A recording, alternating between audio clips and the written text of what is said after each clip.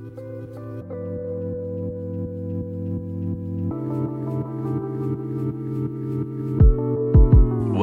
to Leaguecast.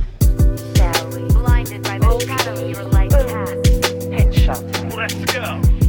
Welcome to the League of Trade.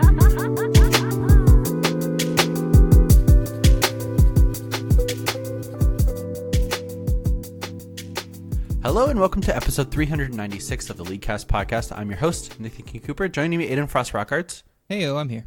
And Colton Blue Basket Sweat. Hey, yo, also here. Yo. So before we get into our weeks, we're going to be talking about the patch that we didn't do last week because we recorded early for both League of Legends and TFT a little bit. We got a Star Guardian trailer. We have a World's Tickets fiasco that I think we talked about this in TeamSpeak, but not on, on Fiasco the podcast. in all caps and italics. It should be bolded. And then the League of Legends live stream announcement. So we'll talk about that. Then we got another review, a rate, what? Rate us 5 starries. Yeah, we've got a rating to read, I guess a 5-star rating. Champion Spotlight for an Aiden suggestion, I think. Roundtable, which I really like for reasons. Cheese pick, a little bit of LCS, and finally we're going to round it out with a lot of emails. So, Aiden, how was your week? Just a question. Have you done this job before? It feels like I haven't done this in a long time. Okay. Like it feels like it's been longer than a week because it has been. Yeah. So for League of Legends news this week, what I did, I played a lot on my Smurf account, and I keep losing on my one Smurf account that's D4. I've caught the Colton. I posted in our group chat that whenever I hard carry it, whenever I smash my lane, I lose the game 100% of the time. I've counted. I went back and looked. It's been 14 games that I've won lane that I haven't won the game in a row. I've lost lane. I've won games between it, or I've gone even. But every single game I hard smash my lane, I lose. 14 games on that account. That's gross. You suck. That's it's at the point where I'm doing something wrong. There's no way I'm not doing something wrong. Aiden, right? Isn't it so it feels so wrong when you're well, I went 5-1, but we lost. What do I do here? You're piling Queue through up the for replays, another one, baby. Going through the replays, researching online, what am I doing wrong? I thought winning lane means you won game. Yeah, last night on that account, or I guess it was 2 nights ago, I played Nara and went 7-0 in lane, and I lost the game. And then I played Cho'Gath and went 8-1 in lane, and then I lost the game. And then I played Nara and I went 3-0 in lane and lost the game. It's you can't, I don't understand. I literally don't understand. Those are 3 games back to back to back, and we lost hard every single game. Mm-hmm. It's fucking gross. The thing. It sucks, right? You can understand why I am the way I am. Yeah, and I just lose games. I lose lane, and I just win games. It makes me mad. So then I guess because of that, I hopped on another account. I hopped on my Gold 1 account, and I was playing on that, trying to learn some new top laners because I'm maybe my top pool isn't big enough, sort of thing. And for some reason, my Gold 1 account that was Gold 1. So follow the story, Nick. Count as Gold 1, 50% win rate. Okay. Okay. Last season it was Gold 1 23 points. I queue up. Gold 1 account, right? What's the average ELO in the game? The average probably Silver 2. Oh, it was Diamond 4. I thought you meant classic. overall. What's the No, okay. in the game. Yeah. Yikes! The lowest level player in all my games that I've played last night was Platinum 1. Holy shit! I don't understand. It's 50% win rate account that was Gold 1 last season, Gold 1 this season. But whatever, now it's plat. But it's that's a crazy. I have zero idea why it's that rating. I was playing solo as well, which was even more weird. Maybe it's the Smurf detection, sort of going against you. I mean, I have 50% win rate though. That's the big thing. Yeah. I don't know. Anyways, I was playing a lot of top Cho'Gath, which spoiler is what we're going to be talking about in Champion or Medikaiser. I think top Cho'Gath with Glacial Augment is actually sleeper OP right now. I see no one running it too. It's super good. And I guess other than that, I didn't really play anything else. I don't think. No. Nothing. Well, you and I played some like threes and flex games to reset your decay timers. Yeah, we got stomped both those games. Those were something, dude. Aw. Yeah, other than Quite that, the I don't think games. I've played much. So, just like some Swift games, some like I'm just trying to like keep up with stuff. I'm trying to like learn new stuff. I feel like when I like play more stuff, I can talk about it better on this show. So I was like spamming Top Cho'Gath games, and I learned a little more about that. And now I can talk about it today. Oh, I also stream those games like through Discord, and a couple people popped in and out, so that was fun. I kind of do it at random times, so that was like 1:00 in the morning. So. Was it working for you? I know your internet hasn't been. Yeah, it best. works like really well for Nice. It's cool. Good. Yeah. That's awesome. Oh, also before we hop, actually I'll talk about that when we actually hop into the show. Cool. What about you, Colton? Yes, but don't forget. Yeah. So I played a good amount of solo queue. Sitting right around the same where I'm at, like the middle of D3 right now. Played a good amount of TFT as well, as I don't have currently work or school. Just a lot of video games as well as job searching and anime watching. Definitely prioritizing things properly and spending more time on the job search than watching anime. I'm 100% actually doing that. Don't worry about it. But I linked an op.gg with you. I played 2 ranked games with this individual. Toxic is all hell. And I start like flaming him back. And I'm like 37% win rate in ranked. 37%. He's ranked higher than I am. I think it's a transfer account, by the way. Almost certain. Probably. I'll And check he's for like, I was flaming him, and he's like, lol, I got masters in jungle after playing it for 2 weeks. And I'm like, but you have a 37% win rate. You suck. Anyway, he's a toxic fucker. And that was the lowest win rate I've ever seen in Diamond. 37% on an account. So Until I play 2 more games. Flame that guy individually. I also realized while on my op.gg thing, like, I was looking at my own, and I put it in the live chat as well. It's just like, I want to make a meme about it, of just like, send it into the podcast, like, should I play Kha'Zix or not? Because currently my Kha'Zix is a 70% win rate in ranked over like 60 games. And it's just, no, I don't want to play Kha'Zix anymore. That being said, I realized, I was like, that happened the last time I main Kha'Zix too, when I was like my most played character with like a 70% win rate. Maybe I should actually play him every game.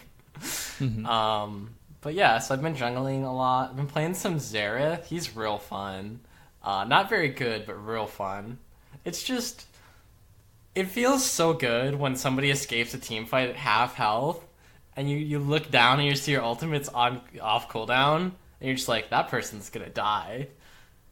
Like, it happens so many times where just like, oh, the Jinx just got out from like an attempted engage at like 2/3 health, and I'm like, I can pop that Jinx's GA if I hit my shots. But aside from, that in League, like Naruto, or like Aiden, I've been watching Naruto. That's the one. No. Yeah, I've been rewatching it, dude. It's a good cut, and it goes so much faster that I don't feel bad about watching it. Oh, Actually watching every episode takes so long. Naruto Yeah. Kai blazing through this shit. Yeah, not to like cut you off there, but like just an update on that. I finished watching all of like original Naruto in like 8 days or something like that. Something gross. Very healthy. It was fun. Though. I really enjoyed it. Yeah. But yeah, other than that, I've been getting pretty settled here. So I mean, my apartment's all furnished. Meeting people, making friends, doing the human being thing. Definitely gonna try and keep streaming some more now that I did it once and internet worked out fine. So look out for some more streams. But yeah, that's pretty much my week. I don't think anything else really notable happened. So we'll pass it over to the hostess with the mostest, the king with the bling, the Nick with the D star. Nice censorship. Thank you, welcome. Hey, buddy. It was pretty okay. I been super busy with work and school. I did not play a lot of League of Legends this week. I played primarily ARAMs when I did get to play. Aiden and I fucking bombed a test, probably harder than I've ever. It's probably the worst test I've ever done in my life. I still don't know what I got on it, so that's kind of a little concerning. But hey, whatever, dude. Who cares? You know. Life. Who cares? Whatever. If I fail this class, you know what happens? Nothing. What? Zero True. things. Zero things. That's not true. I really don't want to fail. But yeah, I mean that's pretty much it. Aiden and I played a little bit of Risky Rain last night. Mm-hmm. Game's fucking hard at the beginning now. At least on the Yeah. difficulty that we play. So maybe we'll do some more of that after the show. Yeah. But yeah, I think that's pretty much it. So let's jump into the news, where we have an announcement thing. Yeah. Aiden, you wanted to mention that? So episode 400 is coming up soon, doing super cool stuff. Not sure exactly what we're going to do for the actual show, but as I mentioned previously, we're going to do like a special game show thing after with some special guests from, we got a team community, we got a team old cast, and we got a team league cast. So it's going to be fun. Maybe you'll see some old familiar faces. Maybe you'll see some community people that you know. It'll be a lot of fun. Anyways, what I'm here to tell you guys about is that on our Discord, under the announcement tabs, I have a forum, a Google Forms thing for our listeners to fill out to help us with the final game of the show. So if you guys could go there and fill it out, we already have 52 responses on it just from like shouting out on our Discord. I need at least 100, I think, and then I'll like average it out after that. So if you guys could go and fill that out if you haven't yet, I'll probably do like an at everyone again sometime this week just to like make sure that everyone does it sort of thing. Yeah, that's about it. I think it'll be a lot of fun. Show up on October 16th when we do our episode 400. It will be pretty sick. Oh, sure. Let me I forgot to do that this week, so I'm gonna just go ahead and. Shut up. It's a very funny comedy joke. It's funny because in my thing it says PS to like all the people participating. Do not look at this, you fucking cheaters. Yeah, no looking. So we're gonna do a quick, like, tiny little summary of the patch notes, because they did come out last week, and we recorded 2 days before, probably a day before they came out, actually. Mm-hmm. So we weren't able to cover it. But essentially, it's just a Worlds patch, so there weren't a ton of, or the pre-Worlds patch, I suppose, right? Mm-hmm. 919 is Worlds. I think so. Yeah.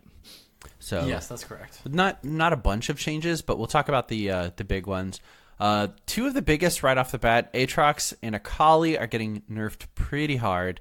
Aatrox's passive now heals for even less against minions. His Q damage to minions is reduced and flattened to 40% at all levels. So has way harder time healing and wave clearing, which is kind of like why you pick Aatrox. Yeah, those were two of his biggest strengths. Definitely tuned down a lot, and then also big nerfs to Akali. Took off the stun on the first part of her ult, lowered the damage, and increased the cooldown. So, pretty big nerfs to Akali. The cooldown is gross. The cooldown they- is disgusting. They added 40 seconds at the first rank. It's almost 3 minutes, right? Yep. 160 seconds at the That's first so rank. gross.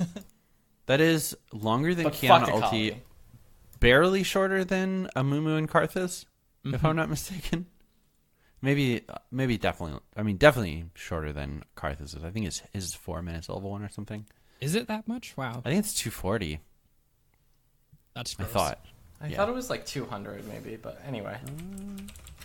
I know Shen is 200, but Okay. I mean, I could be wrong. Yeah. Whatever. Yeah, 200. This is a minor Annie rework as well, where they gave her E movement speed now, and then lowered the damage reduction because of it, but just giving her a way in outside of Flash. That which seems I think super is good. Really good, yeah. As much as I hate to see Annie, like, I'm excited to see them doing something to Annie Yeah. because she's such like a weird easy mode character that I think this just makes her easier, but also maybe like hopefully this is step one in a process to like bring Annie to a fun and interesting like playstyle. Yeah. Then we have some weird buffs to Echo, Evelyn, and Lee Sin. We'll just run through real quick. Echo, his W cost is decreased. The stun duration is increased by a full half second. Yeah, big stun. Yeah, for Evelyn, Her ultimate empowered damage amplifier and max empowered damage is increased, but it's still against the same like 30% threshold. So now when you die hard, I guess. And then Lee Sin, base health and attack damage increased, and the ultimate damage is also increased. I just put these down as like weird buffs because these are like champions that even mains of the character were like, why the fuck are you buffing our characters for like sort of thing. It just seems like these are characters that they want to see at World, so they're just like giving them another like little bit of an oomph, I think. Yeah, granted, I think the echo changes are probably fine and doesn't mean a bunch, but we'll see. Fine. I hate echo, dude. I think what you need to do is like lower his damage if you're going to increase his CC like that. Yeah, I mean, it is probably the hardest CC in the game to hit, but that's why I hate Echo though. I feel like I've said this 100 times. His shit is so inconsistent that you have to give him like too big of numbers. Yeah, on for sure. Which makes like him broken if he's played really well. His ultimate having like a 1.2 damage ratio. It's stupid like that. Yeah. And then all of his abilities do like a damage as if he doesn't have an ultimate. Yeah, it's crazy. And then finally, Teemo got some changes. Wow. So Q and W have some quality of life changes, essentially to know, just indicating when his Q blind is active and then when his W is active. And then his ultimate has some adjustments that you can check out. He can carry up to 5 mushrooms at max rank, and the biggest change probably, infinite bounce. You can. It should have been like this since the beginning. Forever, absolutely. Bounce. As soon as you can bounce off of one, you should have been able to bounce off of every single one. I'm just imagining like some like the second that came out, someone opened up Practice Tool and was like, "I'm gonna bounce mushrooms from my Nexus to theirs." Yep. How many mushrooms does it take? How many mushrooms? No one knows the answer. And I'm sure like if you like move at all, or like you don't cast it perfectly, it's just like I feel like that actually would be really difficult. Because if it's like off in terms of the angle at all, is it just gonna like amplify the effect? Yeah, for sure. You're getting fucked. But that's pretty much it for the patch. All the other stuff were pretty small things. Aiden mentioned it before the show, but like Caitlyn receiving +2 attack damage. It's probably important, but not like the other some minor, about. like base stat changes. There's like some base health character changes. Yeah. And then the Star Guardian skins. Are you guys purchasing any of these? I'm not purchasing them, but they look sick. They do look super good. I agree. They look real good. Maybe the Nico one, but that's it. Probably not the Nico one. I might use the points to get the Nico one because she's a like a point skin. I don't feel like I have enough time this time to get the battle pass. No. I'm probably not gonna do anything with that. I already have 100 prestige, anyways. Nice. Whoa, you're so prestigious. Apparently, there's like a shop that's gonna come back when they're gonna expire. Though it's gonna have them all, so you shouldn't worry. I guess a good way of doing it. It's pretty pog.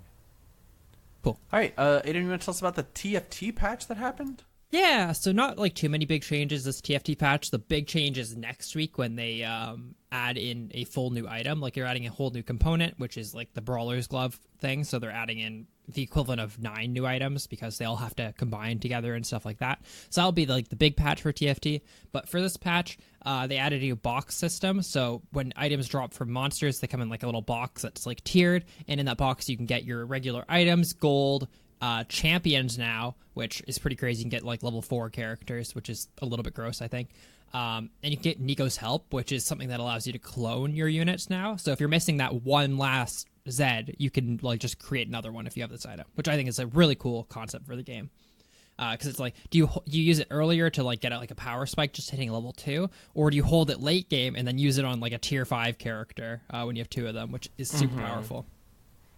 That's what I've been typically doing is saving it for a tier 4 or 5, or sometimes like to make like a 3 cost unit a gold if I'm sitting on like, well, I've got 8 of them and I've been re-rolling for 30 gold and still haven't found one.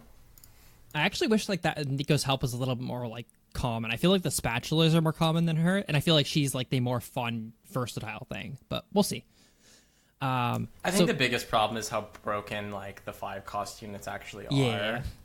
Like, if you get, like, a 2-star Yasuo with the right items, he can, like, 1v5. I just like wish they would like give you more of those early, like and make Nico's help super rare late game. So like you're kind of punished by holding onto it, but if you can hold onto it, it's super useful or something like that would be fun, I think. But we'll see. As for the buffs this patch, Wild got buffed. It now has the can't miss that we usually see on Rapid Fire Cannon. This is in preparation for next patch when Rapid Fire Cannon isn't going to have the no miss thing because they're so just to like give a bigger picture of this next patch, the Brawler's Glove item with Spatula is going to make Yordles. Is going to make a character Yordle, which therefore makes Yordles easier to get, right? Therefore, Yordles needs to be nerfed preemptively. It's weird that they didn't do this all in the same patch, but this is what it's like in preparation for. So now Wild can do the not miss thing, which is going to be the counter to Yordles, even though it's not that way yet. But that's kind of what they're doing. Knights got a damage reduction buff, so 6 Knights is actually super sick.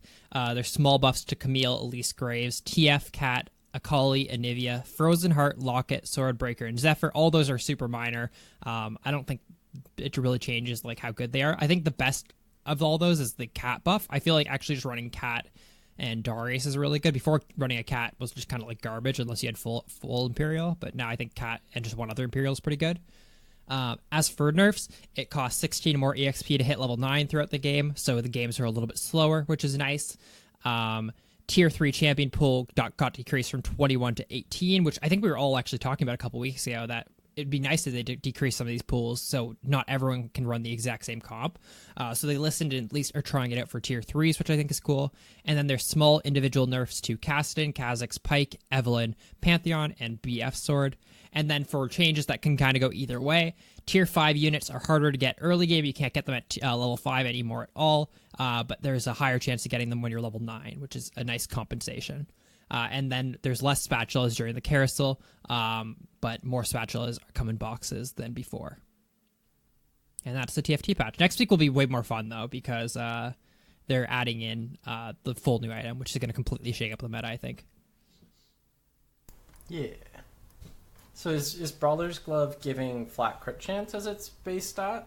It's giving, I believe it's crit chance. I know all the items that I don't know what the base thing does. I would assume it's crit chance.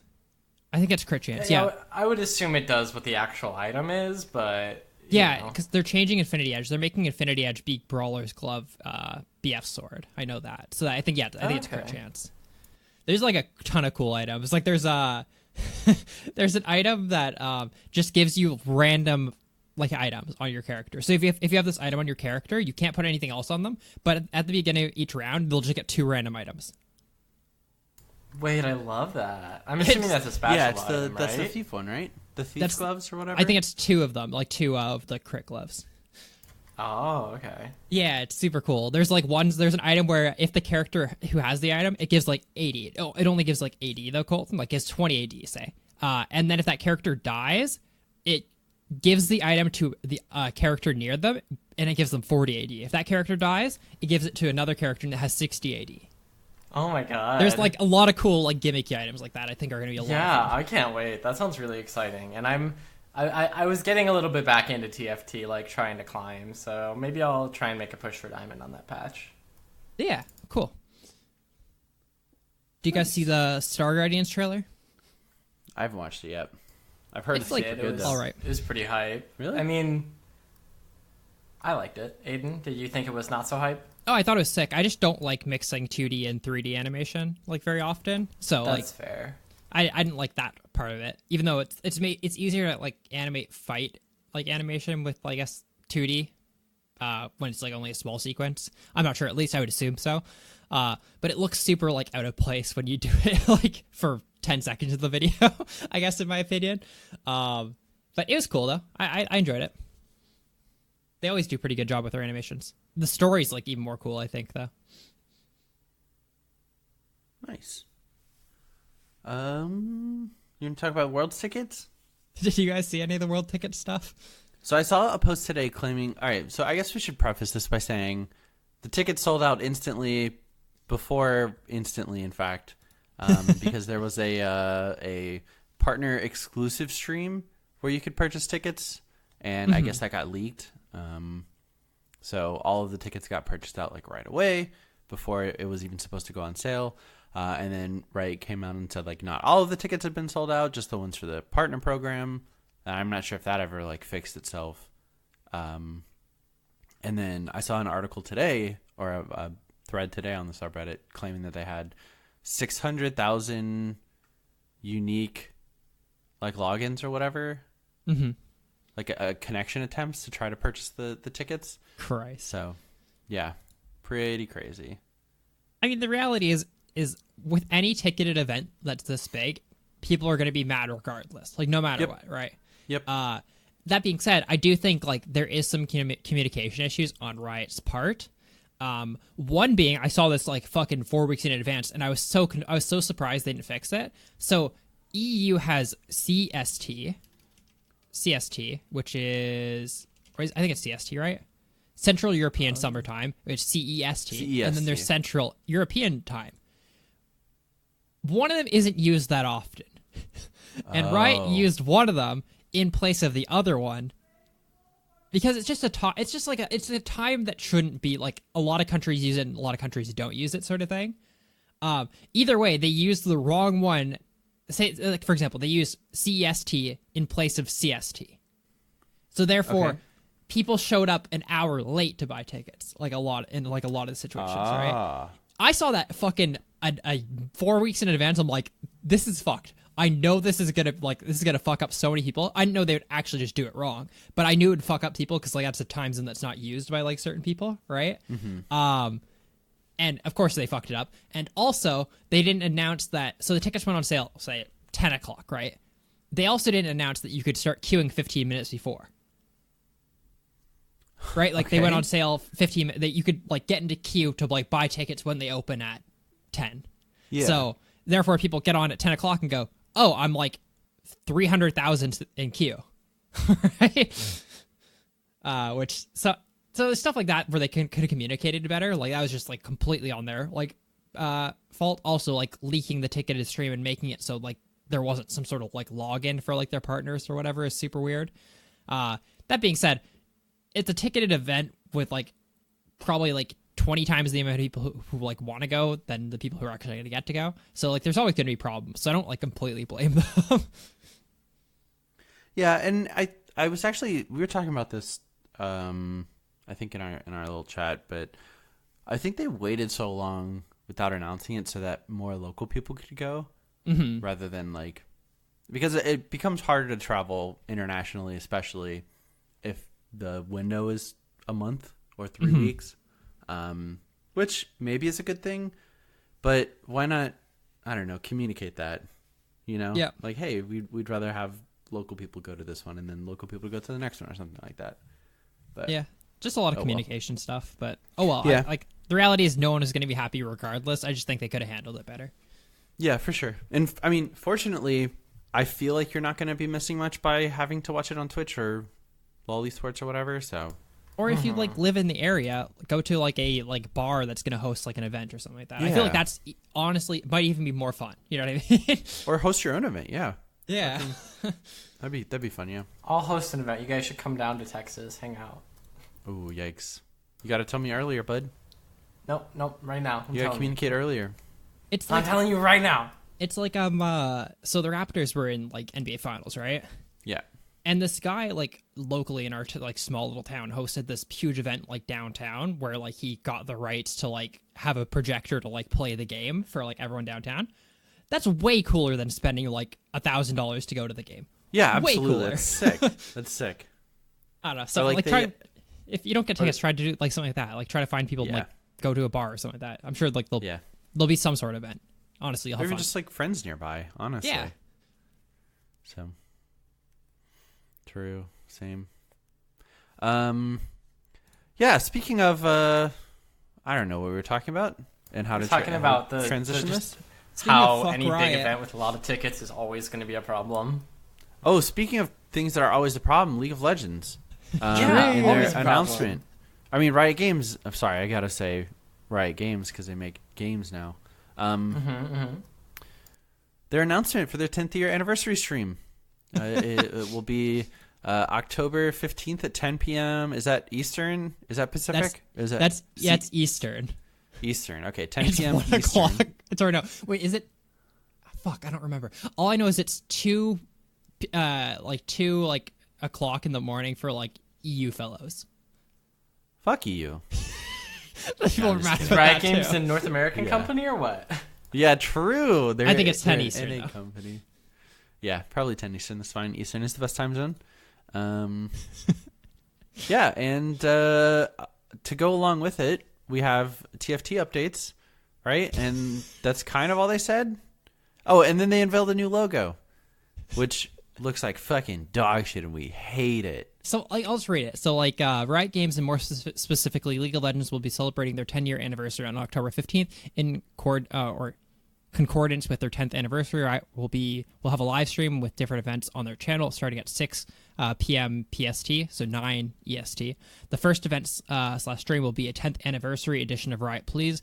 During this, we'll take a look back at our favorite league moments and share a glimpse of the future, including a first look at this year's preseason changes and TFT's next big content update. And then they unveiled their new logo. Yeah. Yeah.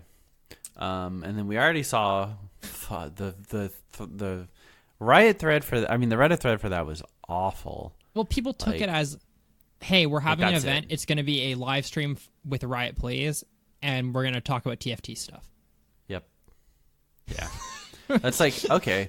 They specifically mentioned League of Legends 10th anniversary, right? In the intro, like, blurb. And they say a glimpse of the future. Yeah. Like, it's going to be something. It's going to be something nice, you know? Of course. It's going to be something nice. But we already saw the counter. This is a counter circle jerk. Yeah, it was like Riot Games should really be focusing on, or it was like, I really was expecting like Dominion and Threes and whatever other game mode, but instead all we're getting is a TFT update. Mm-hmm. It's like, no, dude, you're wild. It's kidding me? crazy. Yeah, they're gonna release the script for next year's LCS. No, but like, okay, 10th anniversary announcement. Let's just go out on a limb. I'm gonna say they're gonna tease the next champion. Boom, easy. Yeah. It's so easy. They're gonna fucking talk about like, oh, here's some free stuff that we're giving away. Probably like another Kayle skin. Not like Magma Chamber. Another, Magma Chamber. like, they're going to talk about preseason maybe even. Who knows? Like, Yeah. they'll do something. They'll talk about cool stuff. You might get free shit. If you don't get free shit, don't complain because it's free shit. I mean, oh, it's so weird, man. What do you think about the logo stuff? They announced their new logo. Jesus Christ, people fucking hate that too. Who cares? It doesn't matter. It doesn't literally changes nothing. It's Looks very fine. bland. I just wish there was a setting in my client that I could set the old logo. It is. They already have it. It is very like basic, but like, Yes. do I like the other one? Yeah, I think I'm nostalgic about it. I don't know if it's like the other one's a good logo. It's not like I'm like, holy shit, League of Legends always had the best logo. That's what I love with the game. Yeah. And but it's not even like, yeah. Like the is logo there- was mediocre before. It's fine now. Like I would say of similar quality. I don't know. It kind of like a World of Warcraft like rip off their old logo, right? Yeah. And that was going to be my comparison. It's like, you guys know that World of Warcraft changes their logo like this every expansion, right? Yeah. And also when League changed their icon like 5 years ago from the big square L to like the circle Yeah. L, people lost their mind. Yeah. So Whatever. Dude. yeah, it's not that big of a deal. If you like, Let's rage some we, more. we can even say I don't like it as much, right? Currently, I don't think it looks as nice. Sure. I don't give a fuck though. It literally doesn't affect anything. It literally doesn't change anything. But like, my opinion, I have zero preference one or the other. I think they both look very similar quality. Mm-hmm. Like I could not actually care less about which one they decide to go to. You know, I think I like this one more because people hate it. Yeah. I think that's where we're Hell at. yeah. So, and they changed the actual League of Legends as well as the Riot Games logo, right? 'Cause I saw like there's that was like a while ago, simplified. though, right? Yeah. Oh, was it? Okay, I wasn't really paying attention, but They changed their I don't icon again, though. Like they made it like a more updated version of like the little league circle thingy. Did you see that? I think that just looks better. It just looks like an updated version of it. Cool. now all of your old merch is now collector's merch because it has the old logos on it. True. Get that value. So I think that's pretty much it for news, right? That's Yeah. it. You want to talk about our review? You want to read it, Colton? Our starry, Yeah, our 5, yeah. Okay.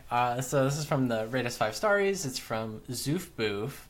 Title of the review is Wonderful Podcast for My Commute. There's a couple people listening to the show live on their commutes right now, so shout out to you guys. The actual review says, I figured out how to leave a review. A great podcast full of helpful tips and entertaining topics. I really appreciate the long-form style of the show for my commute to work. With other podcasts, I usually run out on the way back home. Anyway, keep up the awesome work, and maybe I will see you on the Rift. Hell yeah. Thank you. Thank you, Zoof Boof. Also, nice name. Cool. You're going to talk about our Medikizer? Nah, I think we should just skip that this week. Because I'm super well versed in it because I did my research. Yeah, you played like 2 games of it. I played a game of Rumble where I lost to a top Cho'Gath running Glacial Augment, and I went, fuck, this shit's OP.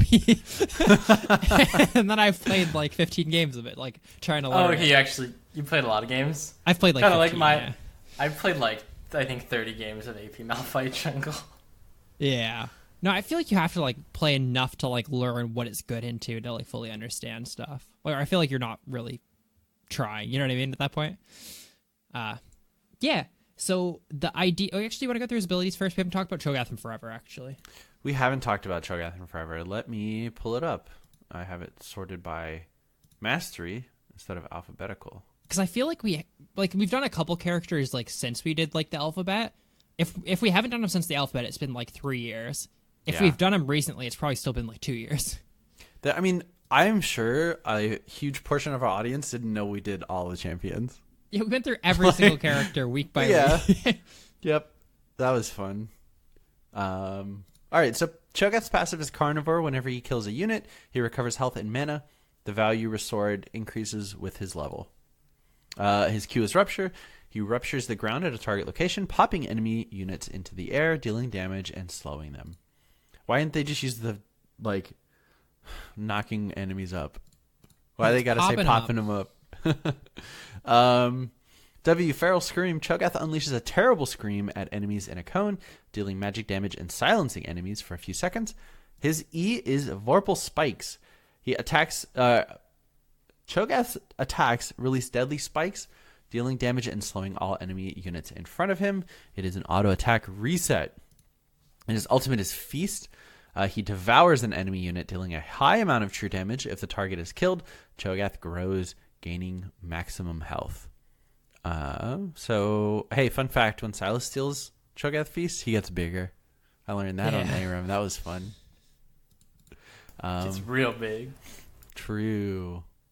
But we're talking about him in the top lane with Glacial Augment, right? Yeah, Glacial Augment. I forgot the name of it for just a moment. Which summoner spell is Flash TP? Flash TP every game. You need TP really bad on him. Yeah. I feel like he can survive just about any lane after he gets that first back. Yeah. But until then, it's like a little rough.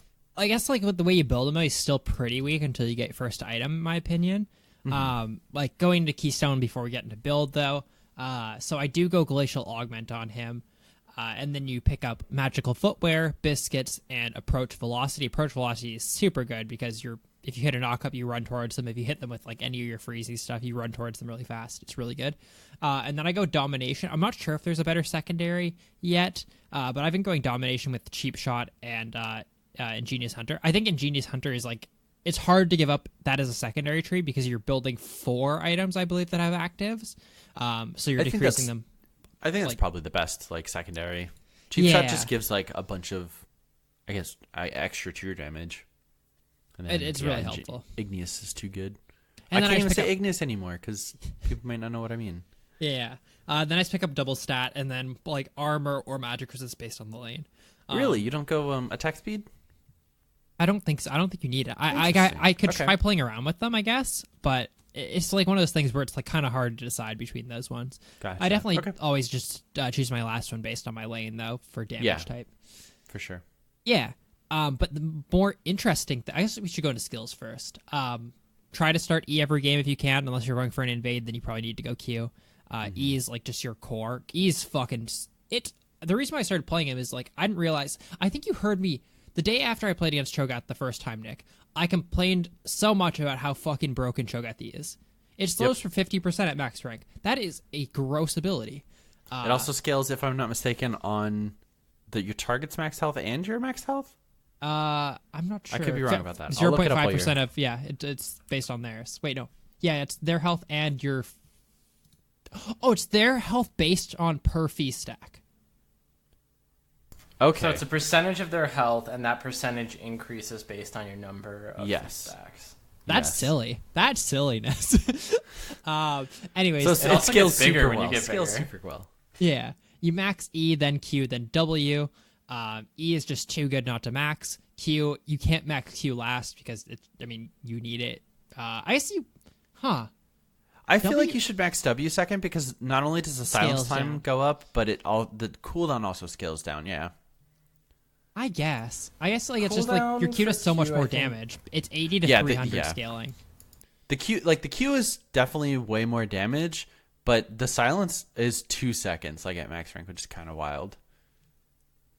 Yeah, I think it's preference, but it seems like you're going a more damage based build, so probably Q first.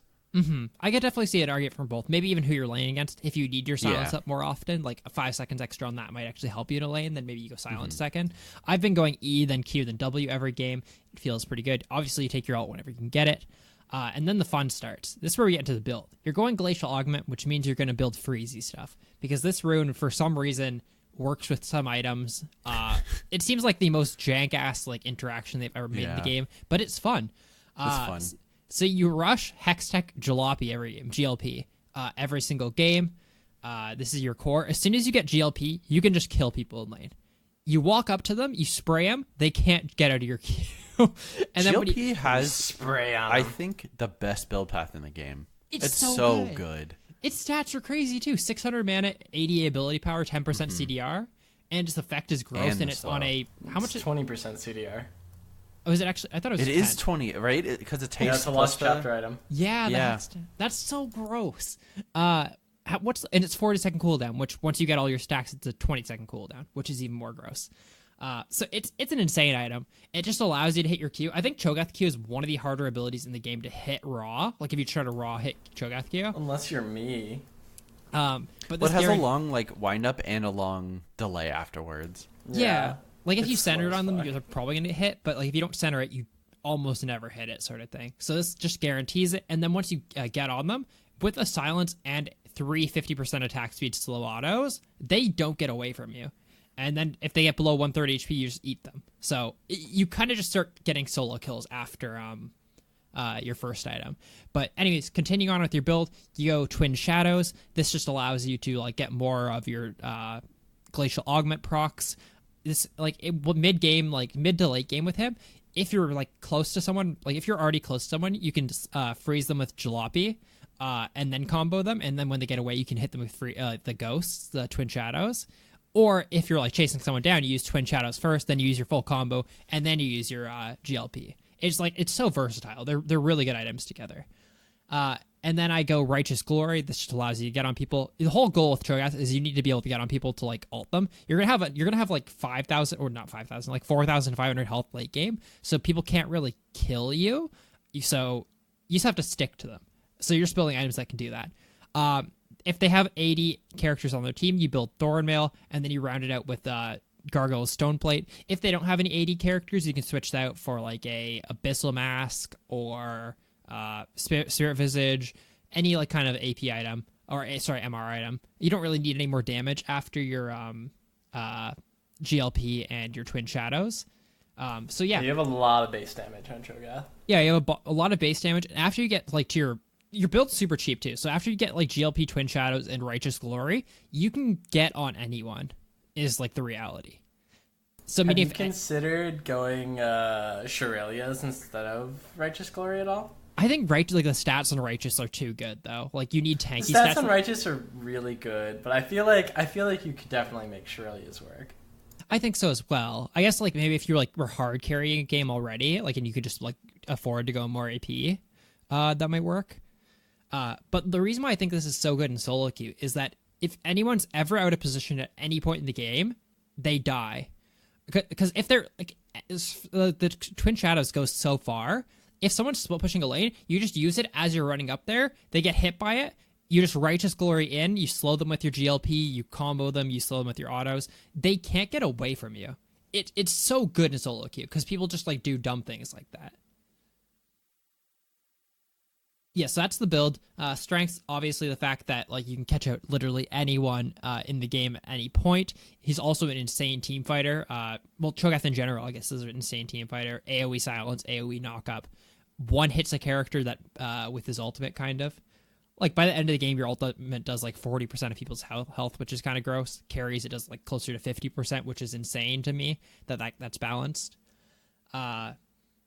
Yeah, honestly, he's gross. As soon as you get Gargoyles, you become a tank. Gargoyles is such a good item. I feel like it's one of the most underutilized items like in lower ELOs. It's an item where you can build 0 tank items and then become a full tank. Just by position. Yeah, and you also do more damage, despite yeah. You should be doing less damage. It's crazy. Yeah. Yeah, honestly, like he's a little bit weak, like pre-GLP. I've been banning Darius every game. The only lane I haven't enjoyed other than Darius, which I think you need to ban or else you kind of get rolled, was I laned against a Teemo main, which is pretty annoying. But like once I got my GLP, if I hit him with something, he still died. It's just like before the GLP, it was almost unbearable. Yeah, for sure. God, Graph Teemo has to be fun to play into that. Yeah. I'd recommend picking up for like anyone though. I feel like it's super easy to play. Which I think is like the main benefit. And also it's super good at like lower ELOs. If anyone misses positions, you just like take advantage of it. And I feel like at lower ELOs, taking advantage of other people's mistakes is like an easy way to climb. Yeah, and I think that like that's a big part of like when we talked about AP Malphite, I think that's the same exact premise where if somebody mispositions, they just die. And in solo queue particularly, people are going to misposition all the time. And you're just getting that opening, so. Yep. Also, nice. I guess like the only Cho'Gath like little tip is you have to make sure to manage your ultimate properly. You have 6 stacks that you can proc on minions. If you don't play Cho'Gath, you can proc it infinitely on characters and dragons and barons to get stacks from your ultimate by consuming them. But for minions, you can stack up to 6 times on them. So meaning you have to kind of visualize when you're going to need your ultimate. It's a 60-second cooldown at most points in the game. So meaning if you're getting pushed in or kind of getting like dicked in lane, maybe you just like farm like a couple minions with it. But if you see your jungler pathing topside, you want it for the fight. You'd really rather get a last hit on a character with it than a minion. Because like by 20 minutes into the game, you'll be fully stacked anyways. So just like make sure that you have it up when you need it, or like you're using it when you don't need it as like efficiently as possible is super like good. Also, saving it and using it on dragons and barons is really good.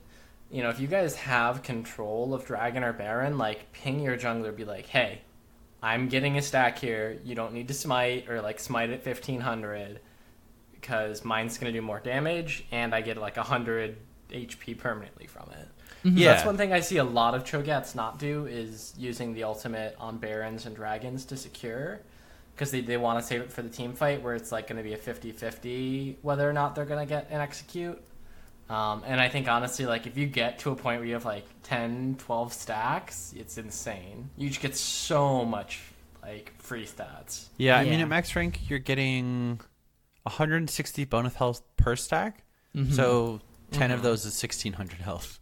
Yeah. Also, and I don't think 10 is like too unobtainable. I guess noob bait here though. Don't always try to go for like dragon kills like in contested fights with your ultimate.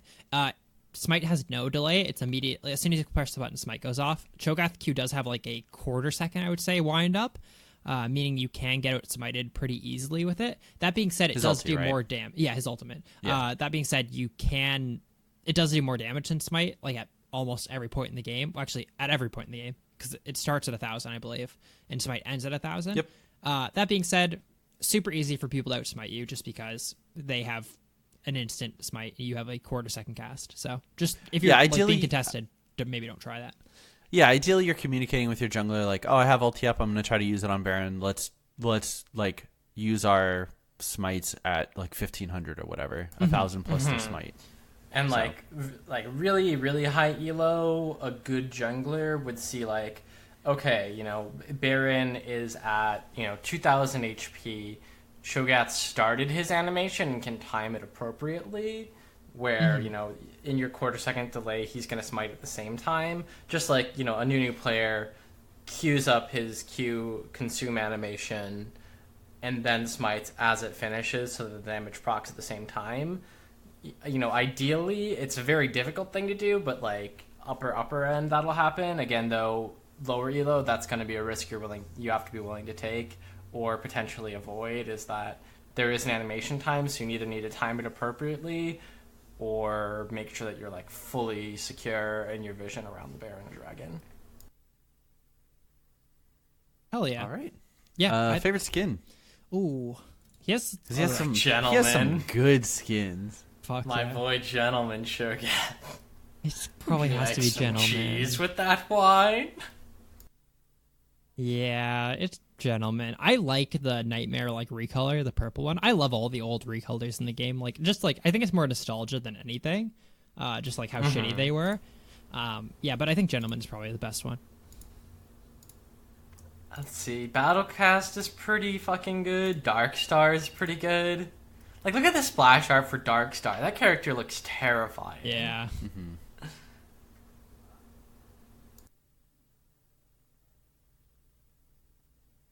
Nick, are you on board with Gentleman Shogath as number one? I think I am. It's too good. It's too iconic. It's like it's just one of the best skins in the game. Yeah. And it's just ridiculous when he gets so big and he's just walking around in his fucking suit and top hat. Yeah. Looks so good. Super good. Also, once again, it's a character kind of like AP Malphite where I don't expect them to get nerfed either. I feel like they'll just fall out of meta rather than being nerfed. So it's nice to play characters that won't get nerfed. I think Malphite's going to get nerfed pretty soon. I've seen a lot of people complain about it, not just in our Discord. Yeah. It's insane how many people have had success on our Discord with it. It's really cool to see. We just need the clickbait videos and then it's nerfed for sure. Yeah. Yeah. So that was a top lane glacial augment Cho'Gath. Thank you, Aiden. Why don't you keep talking about Roundtable? Yeah. So last week's question was, who is your riding a bike champion? This would be a champion that you stop playing but come back to at a high level. This was submitted by Supa Peach from our Facebook. Brandon said, Fiora, she's so much fun to play. Her E makes any matchup exciting if you land it, and her passive makes it fun because you get to play a fun mini game inside of a toxic game. That's pretty good. Josh said, Renekton, no matter how long it's been or infrequently I play him, his combo feels so fluid and perfect every time. Dustin said, Malphite and Nautilus, easiest champs but still effective, especially in ARAM. Fuck those characters in ARAM. Nicholas said, Katarina, pure muscle memory, and because of this, the animations in a team fight, you have to almost have to intuit where your daggers will land. I guess it's intuition. Luke's, no, intuit is the use of it as a verb. I've never heard not that. Common. Have you? That's cool. That is cool. Yeah, Luke said, Vigar and Nasus, just stack and hope you make it to late game and press your combo. Dude, I think a viable strategy is picking fucking Nasus every game in ranked. And then just 50-50 on your team. Because if your team goes even or wins, you win the game. For sure. Yep. It's gross. From our Discord, Monkey Dick said, Amumu, I never play him anymore, but when I auto-fill jungle, except when I auto-fill jungle, but I can still manage to get a 60% win rate. Pog. Panda Man said, Garen, to be honest, I personally never play him, but he seems kind of brain dead, in which you can learn basics and fundamentals. My personal champion was Pyke mid, which I stopped playing for a while to play Echo and Diana. Then I came back and started loving him to death again. Pyke, one trick for the win. Pyke's gross. I think Pyke needs nerfs. And then Abe said, Ori, I'm always able to get back and perform on her no matter how much time has passed. That I don't play her. Love playing her so much. Awesome. Thank you guys very much. This week's question is, what is your surprise power pick for Worlds 2019? What's going to come out? What's going to be the super secret sauce this World? So I think we should do it's a secret. I think we should do two, right? We should do one that we think is pretty likely and one that's just buck wild. Yeah. Okay. Yeah. I'm fine with that. I think the one that's pretty safe She already got a little bit of representation, but I think Caitlyn is going to be like the pick after Kai'Sa. It's going to be. I mean, Kai'Sa's the best like AD carry in the game, obviously, but I do think Caitlyn is. Kai'Sa got nerfed and Caitlyn got buffed this patch. Did Kai'Sa get nerfed? Yeah, Kai'Sa got the nerfed. attack speed on her E was lowered late game. It's not huge. I don't think that's gonna. But I don't it dropped think that's her gonna win. change anything. It dropped her win rate like 0.5%, I think. Yeah, I still think she's the best AD carry in the game. Yeah. So I think Caitlyn's gonna be my safe pick. I think we're gonna get a lot of Pantheon. Really? That's my wild pick. I think so. that character's so dog shit for competitive play. I think he's just like he was before, where he's great at stomping solo queue, and we're not gonna see him in competitive probably. I guess that being said, find out. I guess we'll find out in Worlds. So my, I think, pretty likely pick, I think we're gonna see Echo. Yeah.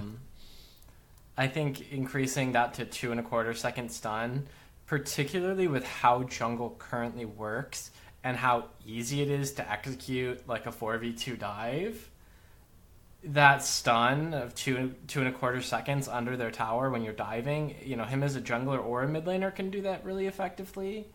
I think we're going to see Echo. Or as a tank. We're going to see tank Echo Yeah, right. again. So either as like a full AP mid laner, maybe a tank top laner. Like I think you can still play him however you want, and it's going to be effective. And he's such a safe split pusher while also having nutty damage and almost impossible to actually catch out if he has ultimate up. Mm-hmm. So I think, Echo is my likely pick. As for something just like out of nowhere that I think we'll maybe see, I think we'll see Kog'Maw. Yeah. Ooh. Yeah. I think that Kog'Maw works surprisingly well into Kai'Sa because he's one of the few people that if you just sit there and go auto for auto, he'll win that trade. Yep. Yeah, I've seen a lot of people talk about the Kog'Maw being a good pick into Kai'Sa. Plus he outranges and bullies in lane really well with W, so I would not be terribly surprised if we saw Kog'Maw as a pick at Worlds. Nice. How about you, Aiden? So my surprise, my more likely one that's a quote-unquote surprise, Tom Kench. Ooh. It's a surprise because they've nerfed him 5 more times since we last talked. But he's still going to be OP. W still exists. It's weird. As for my actual one that I think is super surprising that isn't played anywhere right now is Vygar support. Or Vygar mid. Really? So this patch they buffed his cage by a couple seconds. If you're max CDR now, Nick, it's a 3.5 second downtime on his cage. Holy shit. I think Vygar support or Vygar mid is good enough now, to be played competitively. It's I mean, we could even see Vygar carry, in the bot lane. Yeah, that would work as well, honestly. I just feel like he's getting to the point where I felt like he was always kind of borderline. It's just he's a little bit gimmicky, I guess. Yeah. But just them lowering cage is one of the best abilities in the game, I think, because it's CC that doesn't have to hit to be CC, right? I mean, as soon as you throw it out, it is effective. Yeah, it can be effective as a zoning tool. It can be effective as obviously just the stun in general, or it can be effective as if they're into the cage, they can't get out unless they have a blink. It's a good ability, and I think lowering the cooldown of it is a surprisingly big buff to it. I would like it, I think, better if it had a lower cooldown, but a shorter actual cage duration. Mm-hmm. The amount of time that cage sits there is so long, especially because you can't dash through it or out of it. Mm-hmm. Or the duration of the stun should decrease the longer the cage has been out. Yeah. You don't get stunned if the cage is dropping down and the animation is down, but the stun effect is still there. You're still not stunned for 2.5 seconds. It does. Yeah, I could see that if it was a really long CC and it's if he lands it perfectly on you, you're stunned for 2.5 seconds or something. But the cage is there for 2.5 seconds. So if you walk into it after it's been out for 2 seconds, it's only a half second stun or something. Exactly. Yeah. That'd be fair. Nice. I think that'd be tough though to like. It'd be weird to play against. I think having such a variable CC length. I mean, I guess you'd know like. I'm not saying it would be like bad. I think it'd be. I could see why maybe they would shy away from that change. I suppose maybe. I say it'd be more the fact, like, the way you look at it, Colton, is that when the wall disappears, you're not stunned. You know what I mean? Mm-hmm. Like, because Yeah. it does feel weird, because it's a long stun, touching the wall in the last, like, 0.1 Yeah, second, and and then then you're there's still no stunned for wall 2 there, and you're seconds. stunned, yeah. Yeah. Mm-hmm. Yeah. Well, hopefully, or maybe we'll see that change someday. I guess. Nice. If you want to answer, Hit us up on our Facebook page at LeagueCast. Send us an email, mail@leaguecastpodcast.com, or come into our Discord and post in our roundtable section. let's talk Alright. about the cheese pick. Yeah, this is a TFT inspired team comp. Ooh. So this is a shapeshifter comp, which unfortunately you can't get shapeshifter 6 with this, but you can do 5 of them. And I think that this could actually be a pretty effective combination.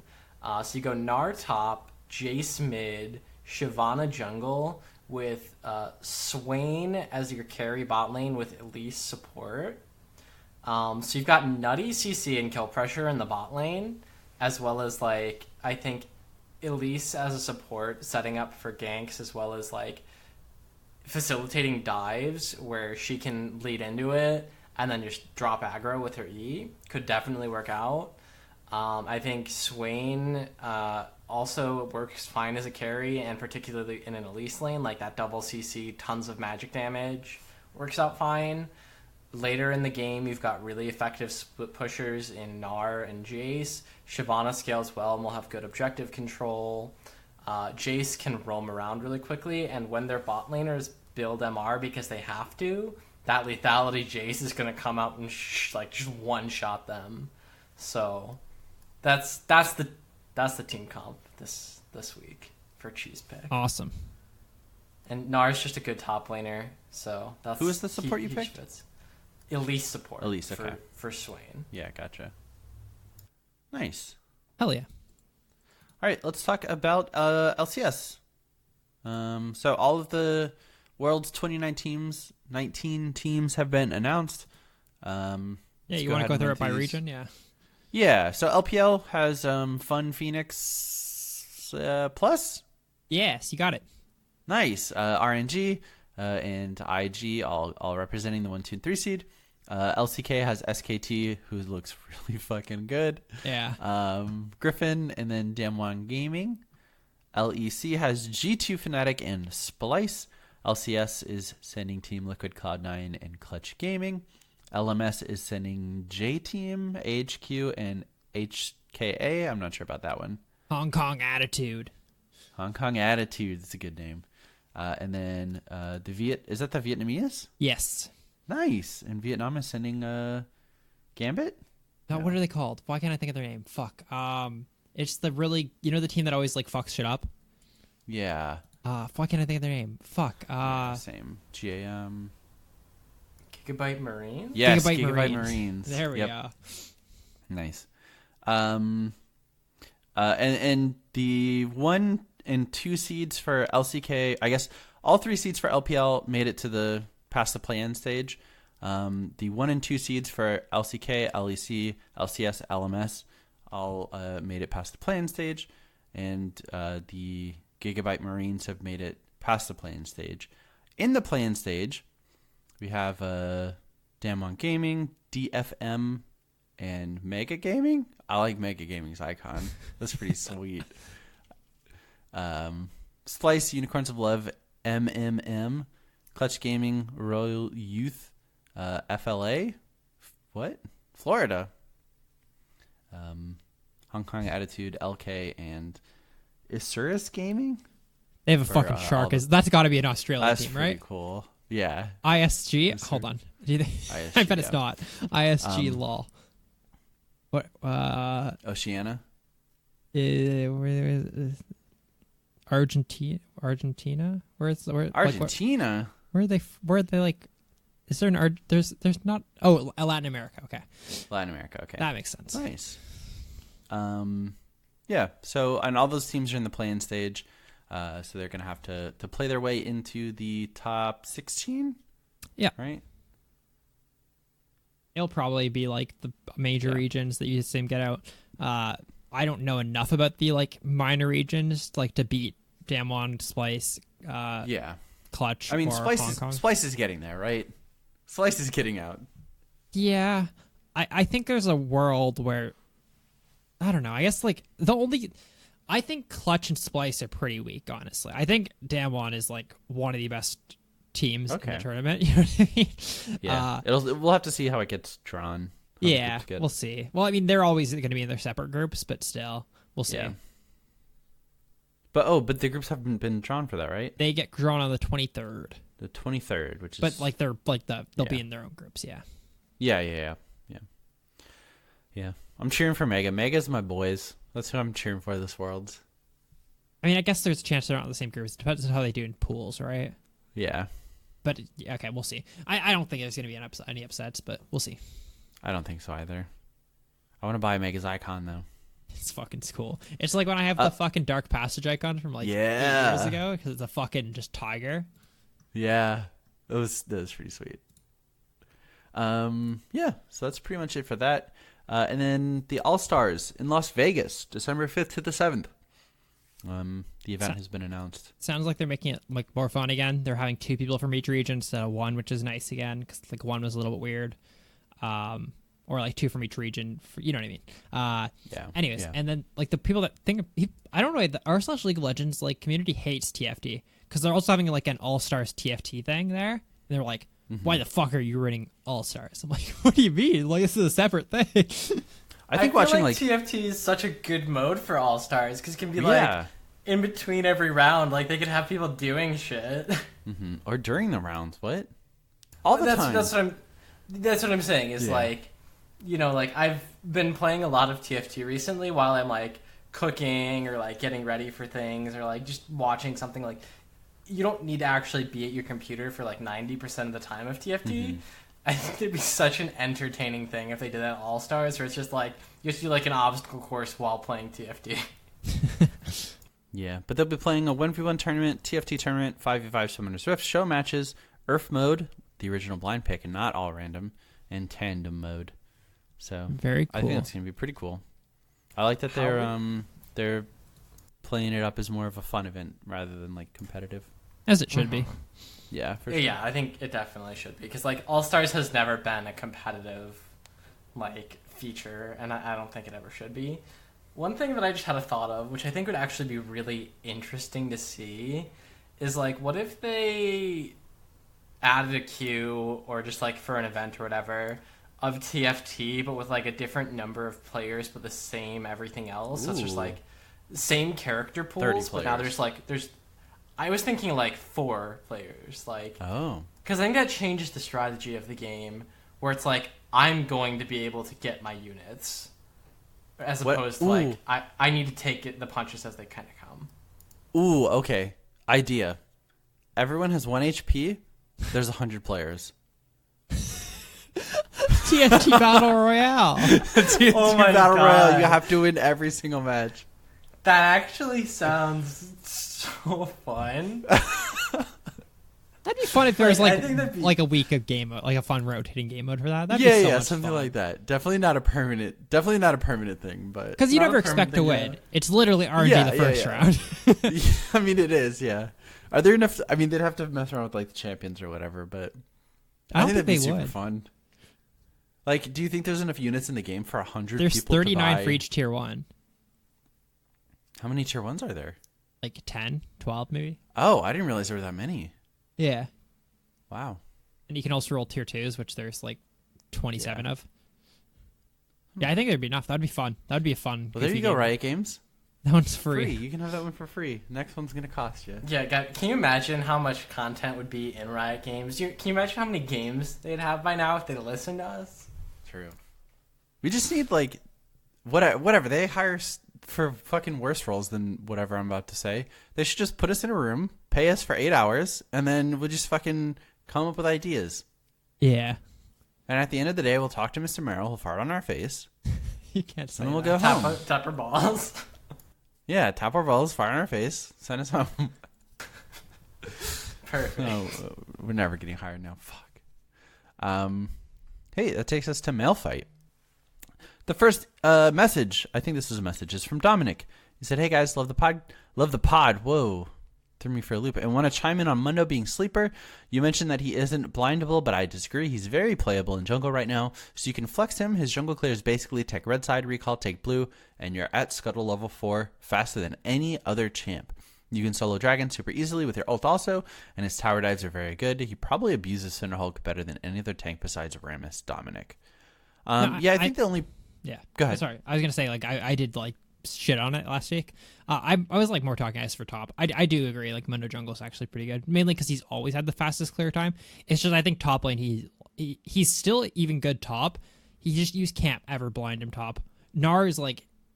You can't do it when Gnar is in the game. I feel like there's so many characters that build like Rose Win items. It's just like it's so bad to blind pick. It's like less bad jungle though. Well, it's like this works when you're in a situation where your jungler can also play top lane. But I think for the purposes of like our discussions, we need to assume that if you're playing top lane and you pick Mundo, you got to play top lane Mundo. Mm-hmm. So, and in that case, where he is locked to top side, I think he is difficult to blind pick. Mm-hmm. I think he's tough to blind pick, but I also think he is crazy strong right now. Oh, for sure. Yeah. I played against one recently, and we were up, I think, 20 kills and like 4 dragons. And then like both of their tanks just hit 4 items. It was like a Mundo and a Nautilus, I think, and we just lost. It was sad. Yeah. Nice. Thanks, Dominic. Yeah. Next email is from Howling Wind. And it says, "Hello, Leaguecast. Howling Wind here, a.k.a. the Swedish Super Saiyan 2. You guys said you wanted an update on my progress, so here it comes." I don't know why that hit me so funny. Sorry, continue. You can find him at IKEA, actually, assembling furniture. That's his version of the hyperbolic time chamber. And I call this Swedish Super Saiyan 2. You guys said that you wanted an update on my progress, so here it comes. I would have gotten plat by now if it weren't for my meddling friends in the damn World of Warcraft Classic. True. Here's my op.gg. Please give it a look if you can. Give me some tips that would be appreciated.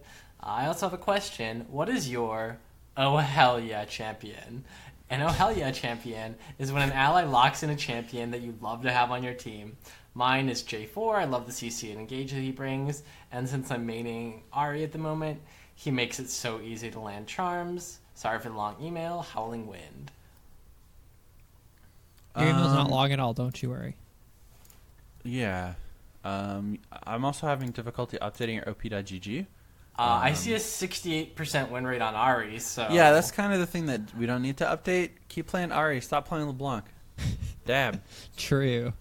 Yeah. Play more games. You've only played 130. Mm-hmm. As for oh hell yeah champion, I love that question because there's definitely certain characters that I see and I'm just like, yeah, we have this character on my team.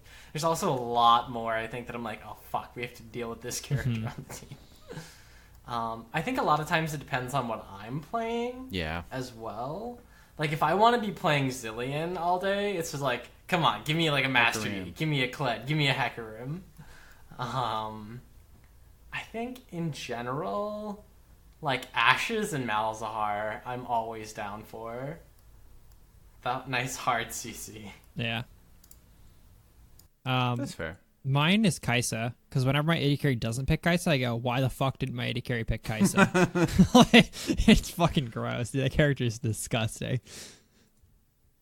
Yeah. I think anyone that just like fights bot lane. True. Yeah. Cool. Nice. Thanks, Howling Wind.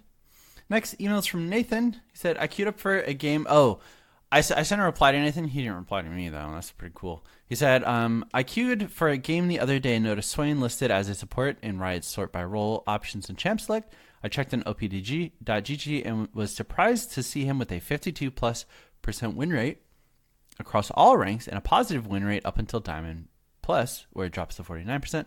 I know you can make Swain AP carry work, especially with lanes that allow him to proc his passive easily, but have any of you tried him out of the support role? What AD carries would you pair it with? Potential cheese pick incoming, ? Nathan. He sent this on Tuesday. No, he sent this on Wednesday last week, and I replied Wednesday that we had talked about that, and that was the cheese pick. So Nathan is basically a prophet, I think. I think he's actually 2 days behind, Nick. Yeah. No, I think Nathan's a prophet. So. We'll go with profit. Profit. Because we need more profits here. We need any here. But yeah, no, Swain I think is really good as a support. And I think the more people are playing it, the more they're realizing its strength. I think in general, any character that gets free stats from their abilities works well in the support role, because there's a low income role, but those stats are going to be just as effective regardless, right? So if you're mid lane Swain, you're taking all the gold and EXP, that extra health is nice. If you're a support who can't really afford to buy that Giant's Belt when you need a little bit more health, like having 100 free HP from your passive is really, really nice. As well as she's got a lot of CC. You can check with his W. You know, you can look at buffs. You can look at dragons, barons. You know, it's really effective as a poke tool, but you can also use it very effectively to just like check for bushes and vision. So yeah, I think Swain as a support works very well. Pog. Thanks, Nathan. Yeah. Next email is from. We'll split this one in half. All right. It's from Speedy Spikes. I'm going to read the email really fast, but not actually. Been a while since I wrote in, but had some thoughts after the last email. 1. Good on you guys for not wanting to bash other podcasts, even though you have superior content. I'm sure it takes a lot to not want to perpetuate that kind of trash talk and go as far as stopping inside jokes in the show, although I'm sure you'll reference a certain 80 carry crit item. I feel like you've read this. Really? Am I having somebody deja else vu? wrote something similar. Somebody wrote something similar. I swear to God that although I'm sure you'll reference. Yeah. Yeah, someone had that exact same, like, although I'm sure you'll reference a certain crit item. Like, that's... Wait, you can keep reading. I'm going to check to make sure, because he might have replied to his own email, and then I just copied both of them. Yeah. That was the exact same line someone else used, for sure. Yeah, no, this is we've read this. I was like, that was deja vu. Yes. Okay. He sent in the email Friday, August 30th, and then I guess he replied to his own email but changed it to us. So it just showed up in the Hell yeah. Yeah. So I thought it was 2 emails. Sorry about that. Let me delete this one. Speedy Spikes almost got way too misrepresented. Yeah. All right.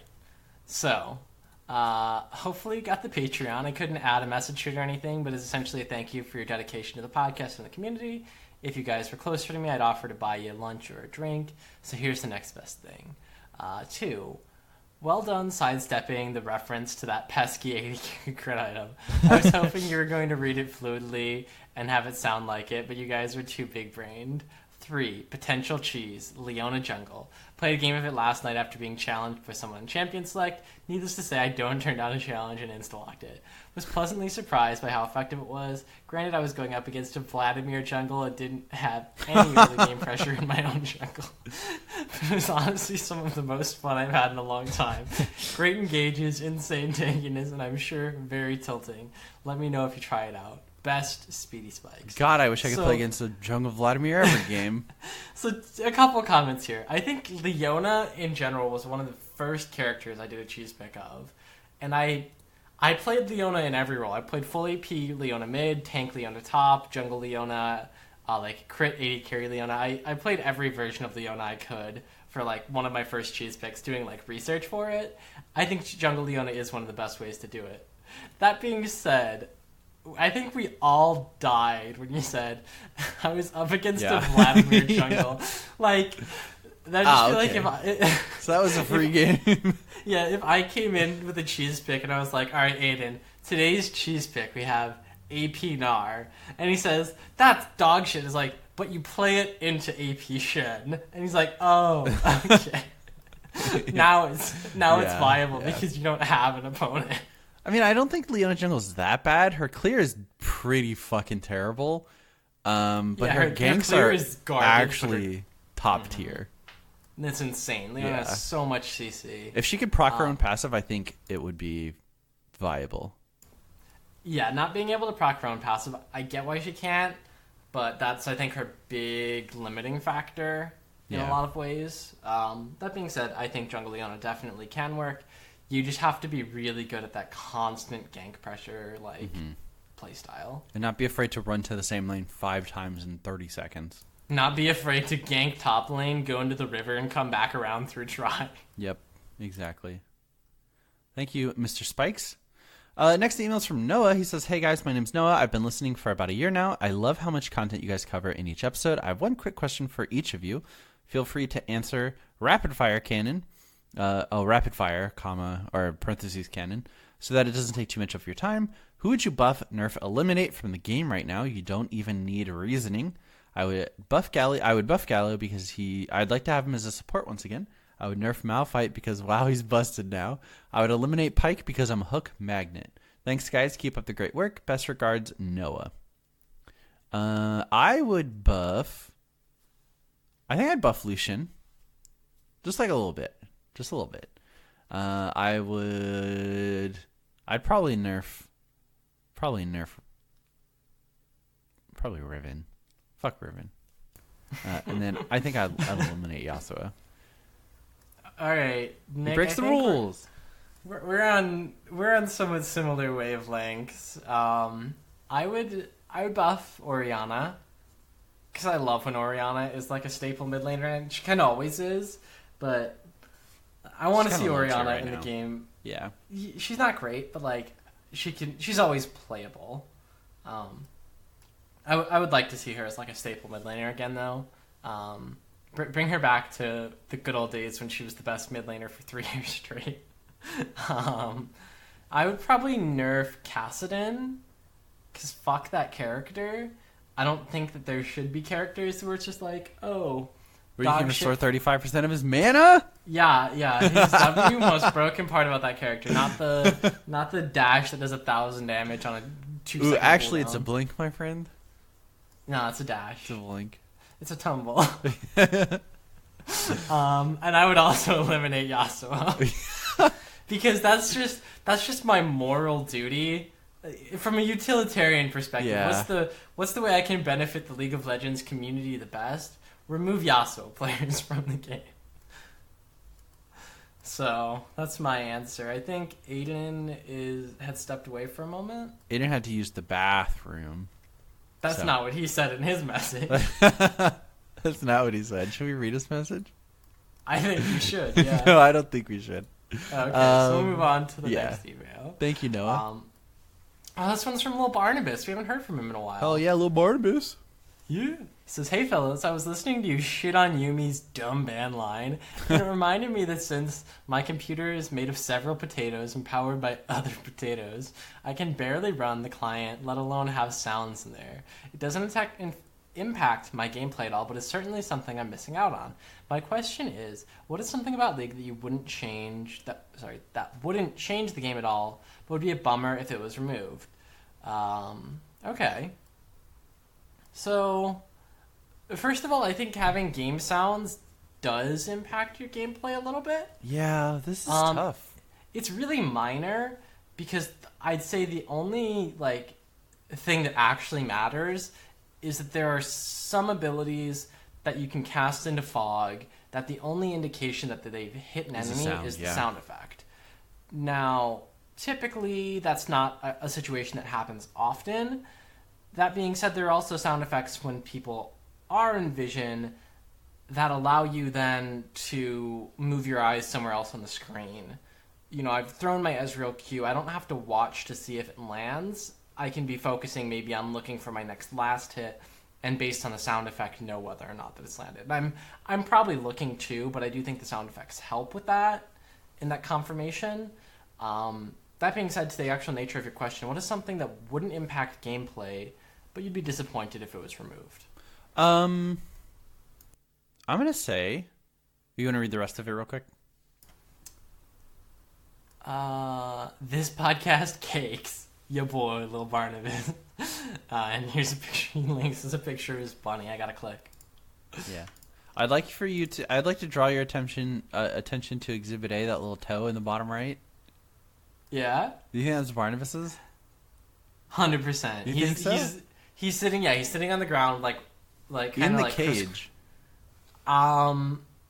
I think it's a pretty big, like, caged-in area. Like, it's not a full cage. It's just like it's got to fit a perimeter. human and a bunny. It's a perimeter. So Yeah, he's definitely sitting in there with the bunny, and he sat down like that to get a good picture. Yeah. Can you put the link in the live chat so that at least someone can see what we're I'll talking do that. about as we're discussing this picture of a bunny on our audio-only show.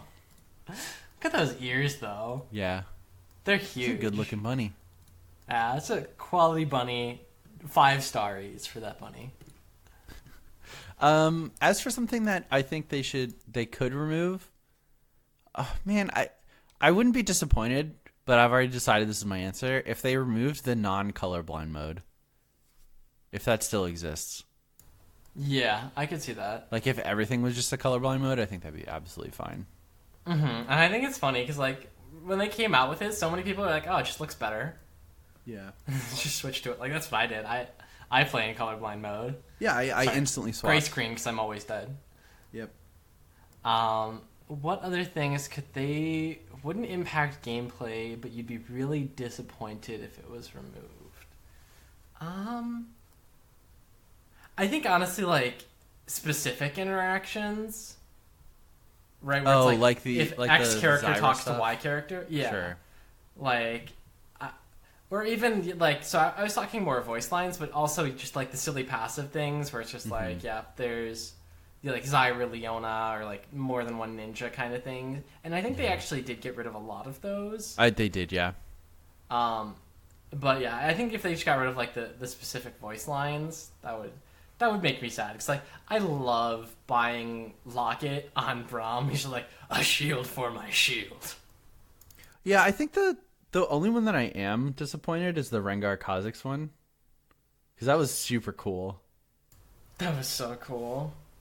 Yeah. I miss being able to have 4 evolutions on Kha'Zix. Yeah. Like, I got used to it for a busted. while when Kha'Zix and Rengar were the meta every game. Yeah. I was like, I just get to 4 evolutions. Yeah. Yeah. Thank you, Sam. Next email is from Sham Wowsa. Said, hey again, Leakcast, Sham Wowsa here. I was wondering what your opinion is on picking your champions to play to be an overall better player and or climbing ranks. Do you guys think it's better to pick your favorite champs and play tons of games, or pick up champions in the season's meta? Trying to climb in jungle where I've always played Nidalee and Elise, who aren't great right now compared to tank junglers. Thanks, you guys are great, Sham Wowsa. I think it's based on your preference, honestly. If your goal is to win like the most games as you possibly can, it's probably better in the long run to pick meta stuff and to get good at meta stuff, because I feel like champions tend to be meta for quite a few months at least. But if your goal is to like maintain your sanity while also trying to climb, like picking your favorite champions, I think is totally fine. You know, Nidalee and Elise aren't in super great spots right now, but they're definitely playable, and you can definitely win games on them. I think Elise is actually pretty strong right now. Elise, yeah. Nidalee's... But that's just Nidalee, I don't because think is great. jungle clear is, like, non-existent. That being said, I think another big thing to consider around this question is how much you play. So if you're the kind of player who plays 2 to 3 ranked games a week, let's say, play the characters you main, you'll do fine. If you're someone who's playing every night, 5 or 6 games of solo queue, you'll probably want to pick up what's meta, because you'll have time to master it during the patch that it's that good and be able to implement it. So if I'm planning on, playing, again, let's say maybe 5 games a night of solo queue, so that's 25 games a week if I'm just saying like weeknights. That gives me a lot of time to learn the meta, figure out how to play that character, what's good, why it's good, and get really, strong on it. If I'm only playing a couple games on the patch, maybe 10 games on the patch, it's going to take me 6 of those to learn the character, and I'm not going to climb that way. So I think that's really something you have to consider. In general, though, I would say that it's always better to pick the characters you are good at and enjoy than to just be a meta slave, because you're just going to have more fun and probably play better. I think only at like the very, very upper echelon of play do you actually have to play what's meta to win often. Alright, yeah. Next email is from James. It says, recently I've been playing more ranked games with Garen. I've managed to make it to Bronze 1 promos, but I keep finding myself being inconsistent. I'll have one game where I carry and the next one I'll feed. My first question is, how can I minimize inconsistency? And how do I play around hard lanes when my jungle won't gank for me? I've also found I'm absolute trash at the game when I'm not playing Garen, so whenever he's banned or the other team picks him, I'm left with champions that I'm not good at. I do play Jax, but Garen counters him, so I normally avoid that. I tried picking up Yorick as my... And my second question is, how would I play Yorick? Thanks for all the advice. Keep up the fantastic podcast, James.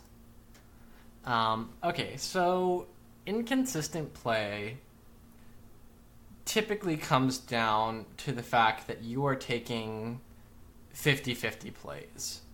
And that's why it's going to be inconsistent. You're taking a trade that maybe you'll kill them, maybe they'll kill you. And some of that games it works out, some of them it doesn't. In the majority of the time, what you'll need to do to become more consistent is that you're going to need to lower your highs and your lows at the same time by taking only plays that are going to work, 80% of the time plus. So an example of that would be, as a jungler, focusing more heavily on a farm, counter gank, and objective-based style, as opposed to a heavy invading and ganking style, which, hey, if I invade them and kill them and then get a gank off, I'm going to win that game, probably. If I invade and die, I'm probably going to lose that game. If both of us are just farming wolves, that's a net neutral, and then that's going to be a more consistent way for me to potentially leverage things later on in the game. So, as a top laner, that means probably focusing on CSing, keeping strong vision and awareness of where the jungler is, and getting to your late game team fighting stage with a slight CS lead, maybe one more plate than your opponent. Right, these are the leads you're going for, is a 10 CS lead, a 1 tower plate advantage. You're not trying to go 5-0 in lane, because the kind of playstyle that allows for someone to be 5-0 is also the kind of playstyle that allows for someone to be 0-5. So that'd be my perspective on it. That's fair. I think a good baseline is ask yourself why you're making the decision you are. And I think if you can provide a good answer that's like a defendable answer, I think that's probably generally a good choice. Otherwise, maybe you should reevaluate how you approach that decision, Second question is, how would I play better Yorick? None of us really have played a lot of Yorick, historically or recently. Fuck Yorick. So honestly, probably just look up Yorick guides on YouTube and then try to consume as many as you can. Because he's not a difficult character to play, but I bet there are a lot of intricacies that only people who play a lot of him would know. Like with the ghouls and the maiden and stuff like that. So that would be my recommendation. Mm-hmm. As for your OPGG, play Garen. Period. Done. Classic OP.GG. Yeah. Well, what's your highest win rate character in your top 3? Then play that. Yeah. I mean, well, right now I'm not able to update it, so I can't really give super great advice because the last games are normals from 2 to 4 days ago. So, yeah, just do that. I mean, everything that's not Garen is a sub 40% win rate. Yeah. So play Garen. Yep.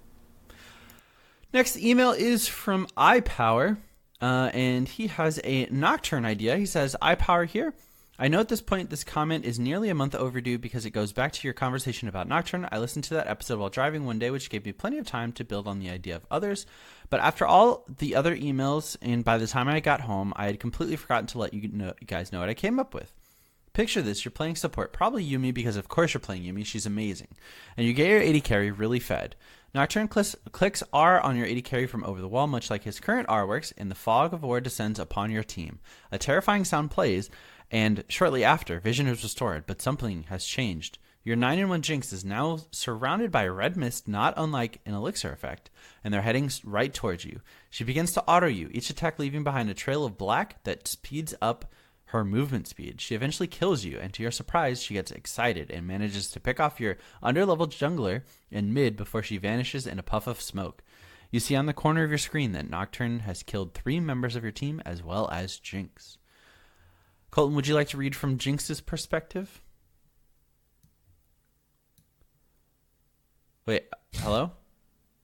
I see your mic lit up. Yeah. Mic light up. Oh. I would love to read from Jinx's perspective. Okay. Nick. Yeah. To the highlighted part, yeah. You hear the screams of the nightmarish creature barreling over walls to sink his claws into your champ. You know your support is close by, so you clutch fish bones tightly and you run to Yumi for safety, forgetting for a moment that Nocturne just got reworked, meaning that you have no hope of rescue. He finally hits you and teleports you to an unfamiliar place, an arena surrounded by a thick ring of black smoke.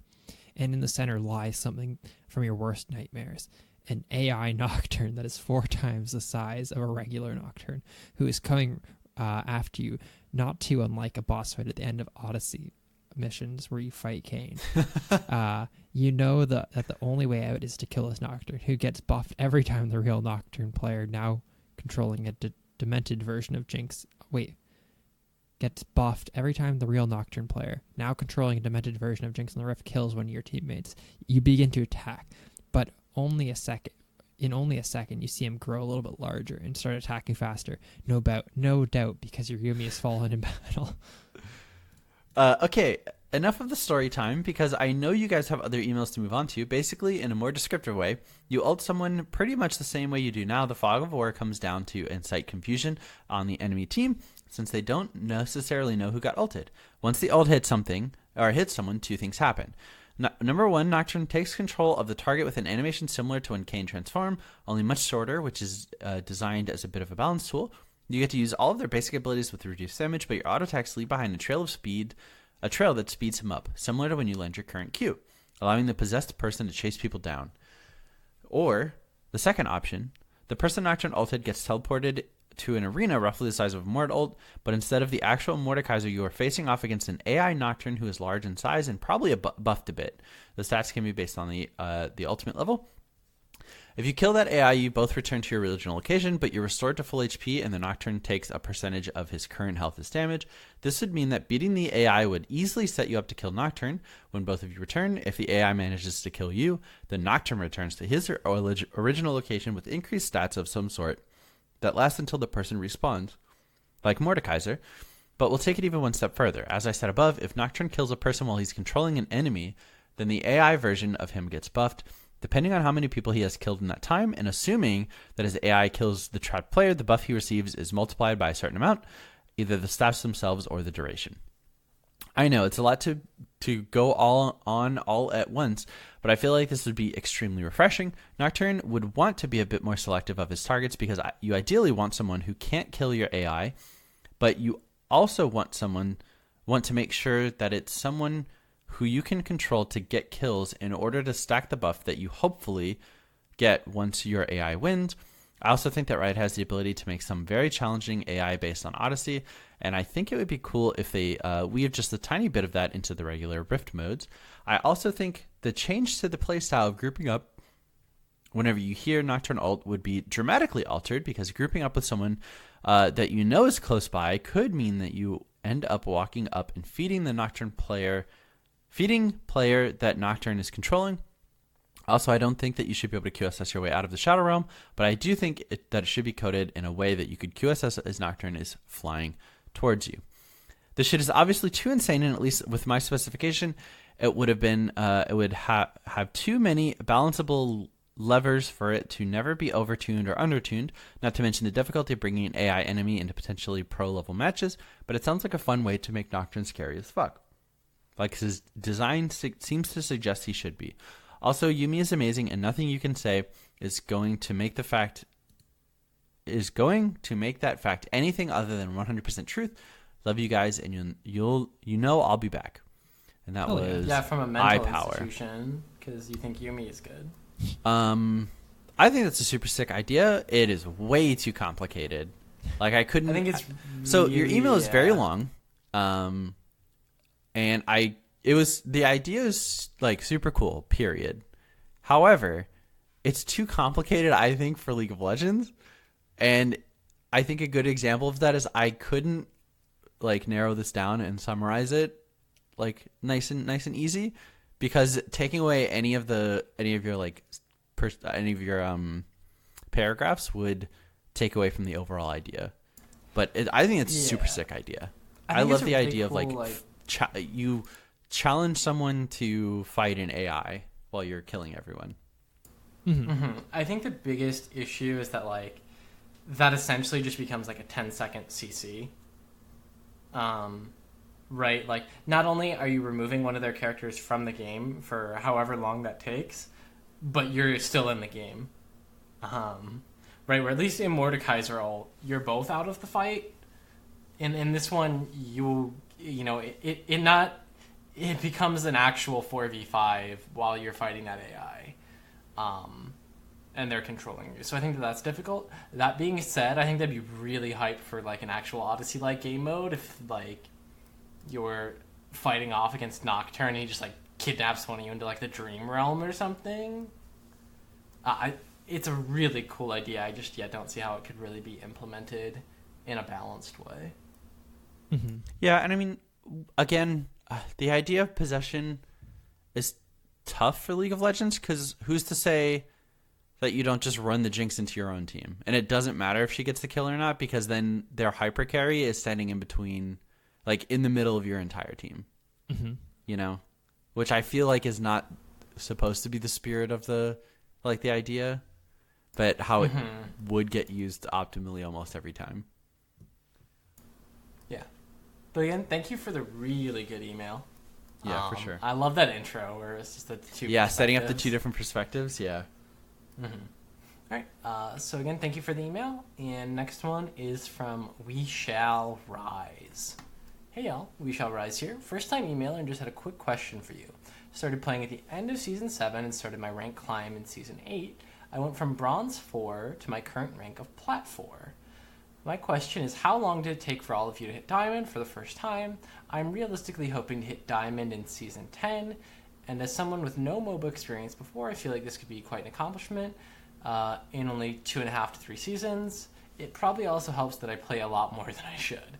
Another quick question, thoughts on Aurelia Sejuani bot lane?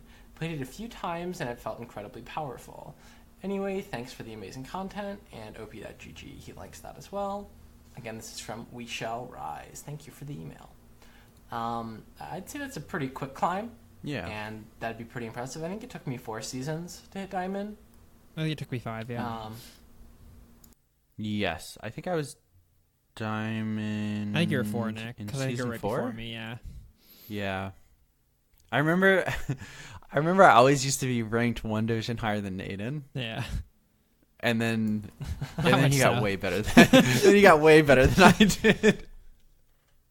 Yeah, than I ever did. But I mean, let's see. Yeah, you've gone from silver to gold to now plat to probably diamond next season. Yes, as long as you play enough games, I feel like you can hit it pretty easily. And yeah, with not that much experience, I think that's pretty impressive. I think it's pretty impressive. I think that there's so many factors at play here that it's really hard to make an estimate of like how long it'll take someone. But I'd say like the things to consider is, aside from playing a bunch of games, what are you actively doing to improve? Things like watching your replays to find your mistakes, like looking up optimal builds and pathing, runes masteries, that kind of stuff. reading up on the meta changes and patch notes. Like, there are a lot of steps you can take to climb quickly that a lot of players don't. That being said, I don't think it's really necessary if you want to take the kind of slower route and just play the game and learn it yourself. But I think you'll definitely hit Diamond if you went from Bronze 4 to Plat 4 in one season. That's a pretty significant climb, and we wish you the best of luck. Aurelia Sejuani, I mean, I think Aurelia is a fine bot laner. She does she does scale pretty well with levels and items, which kind of sucks and why she's good in the solo lane. I do think Sejuani's kind of she doesn't do a lot in a lane, but it's probably good. You'd have to ban out Morgana or Ezreal, but it's probably good. Mm-hmm. You stack so quickly with that. Yep. Thank you, We Shall Rise. So next up we have 3 emails from Uoit. I know we've got the pronunciation for that before, but I can't remember. Colton, I've bolded the second email that he sent in if you want to read that when we get there. The first one is, he says, if you've heard My Brother and Me, you should try their other podcast when they get joined by their father as well to play Dungeons & Dragons.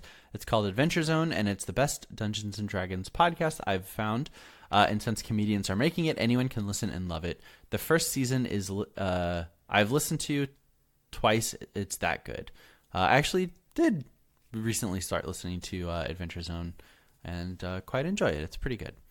Also, what if you had a support that could poke reliably with good range, constant slows, good engage, and the possibility of hitting entire teams with debuffs every few seconds? Imagine this champ can also get vision of their jungler's second buff at level 2, super useful for the whole team. Yeah, it's kind of obvious now, it's Ashe. You take Comet and approach velocity, even though against tough matchups like Leona or Pyke, if you outplay their engage, you have very good sticking power. The poke with W is just okay early game, but if you are skilled at using your range, you can poke out any lane. Late game, the AP support item grants you up to 2,000 gold because you W every 3 seconds, and slow their entire team while getting money safely. You get good kill participation as well. You get the best vision of any champion ever and never die to face checks. If they have any healing, you buy Executioners right after the support item upgrade. If they're tanky, you go Black Cleaver, and if you get fed, you can buy a Liandry's that doubles your W damage. I don't have numbers on how many times the enemy writes in all chat because of the W poke with Liandry's. Usually, your AD carry stops complaining when they are 20 CS above the enemy because they can't even farm under turret. The beauty of this build is CC, debuff, vision, and money. What you do with it is playstyle dependent. You can go more tanky with Deadmans to land more Ws. You can go damage and become a second AD carry, or you can go build Locket and Redemption. In his opinion, Executioner's Black Cleaver is a must, though, and Liandry's is super good when you get it, but it's not worth if you can't get it fast. And then he links his OPGG with all the support Ashe games. I will kind of address it like this. I feel like an engaged support would just dookie on you. How do you play this into Alistair, for instance? Yeah, it's tough. I think you die, and then that's it. But so, I mean, ideally, it sounds they're fun. never going to get in range of you because you're going to slow them with your W and walk away. Yeah. And the W range is huge. I'd say I'd probably... It's weird. I think there's a lot of ways you could do it, and they could work. But I think it's okay. I don't think it's terrible, but you'll definitely need, proper tanks somewhere else on the map.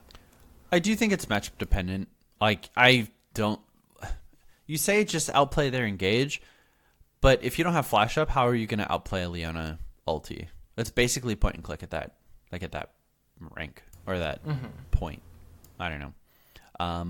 But I imagine into enchanter supports that aren't necessarily harass heavy, you could probably dookie on them pretty hard.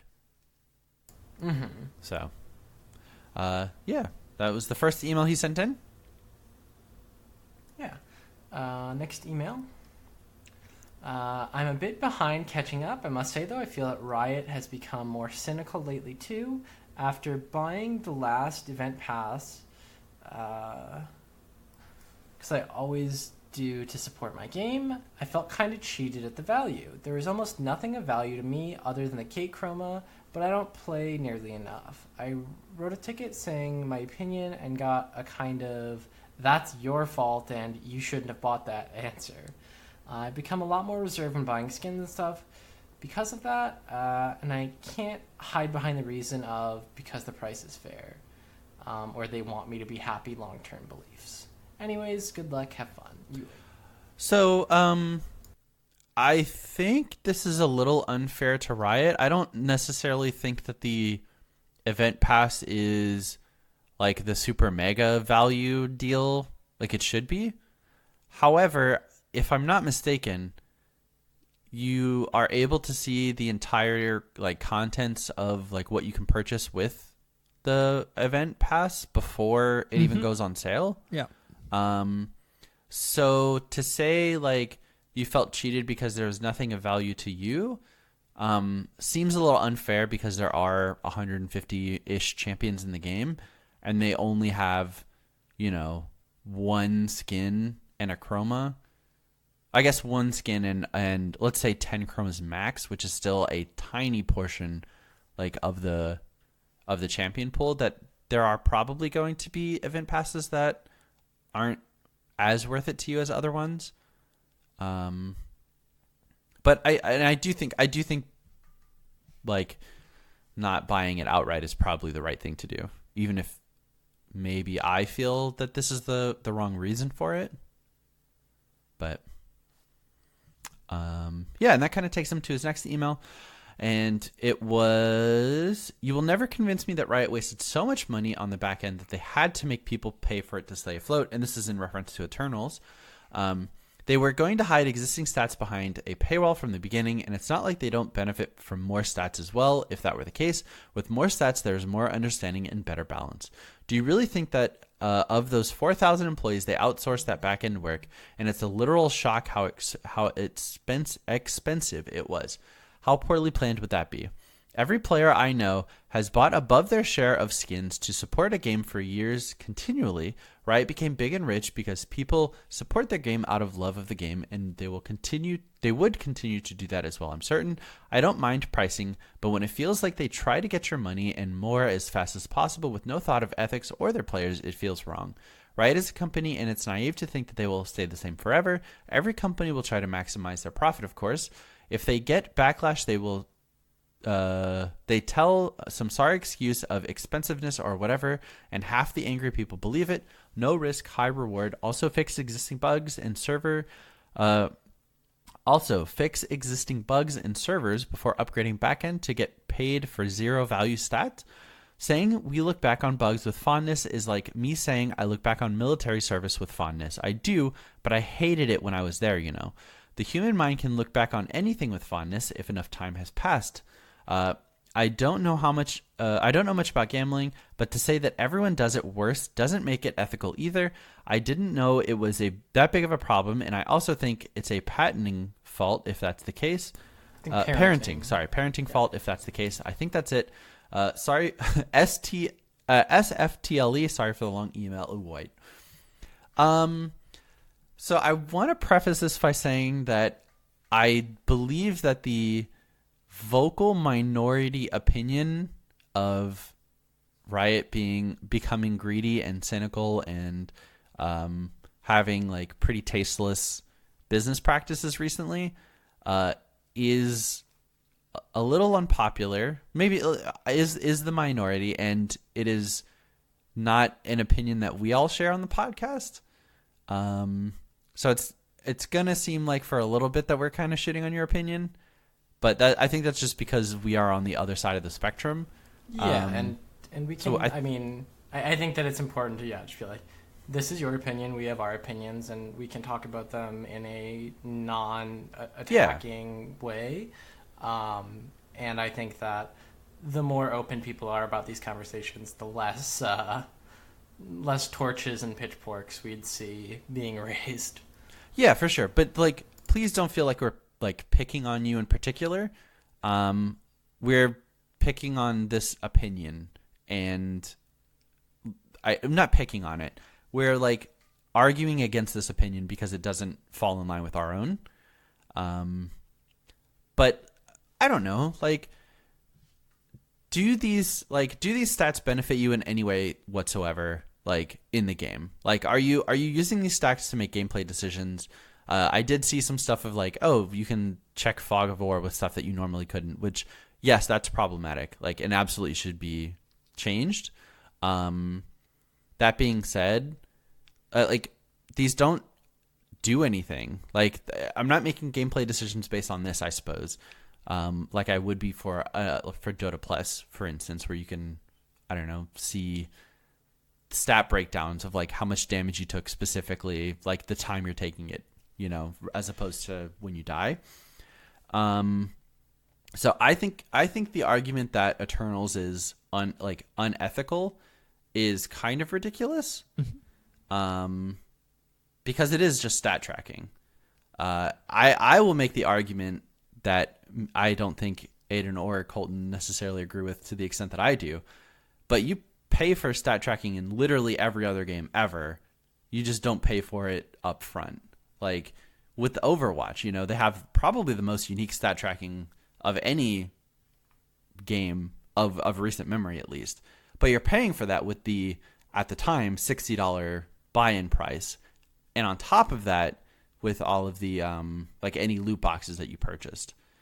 I feel like because League of Legends is a free game, they're just asking for compensation directly instead of including it in some base price or anything like that. Let's see.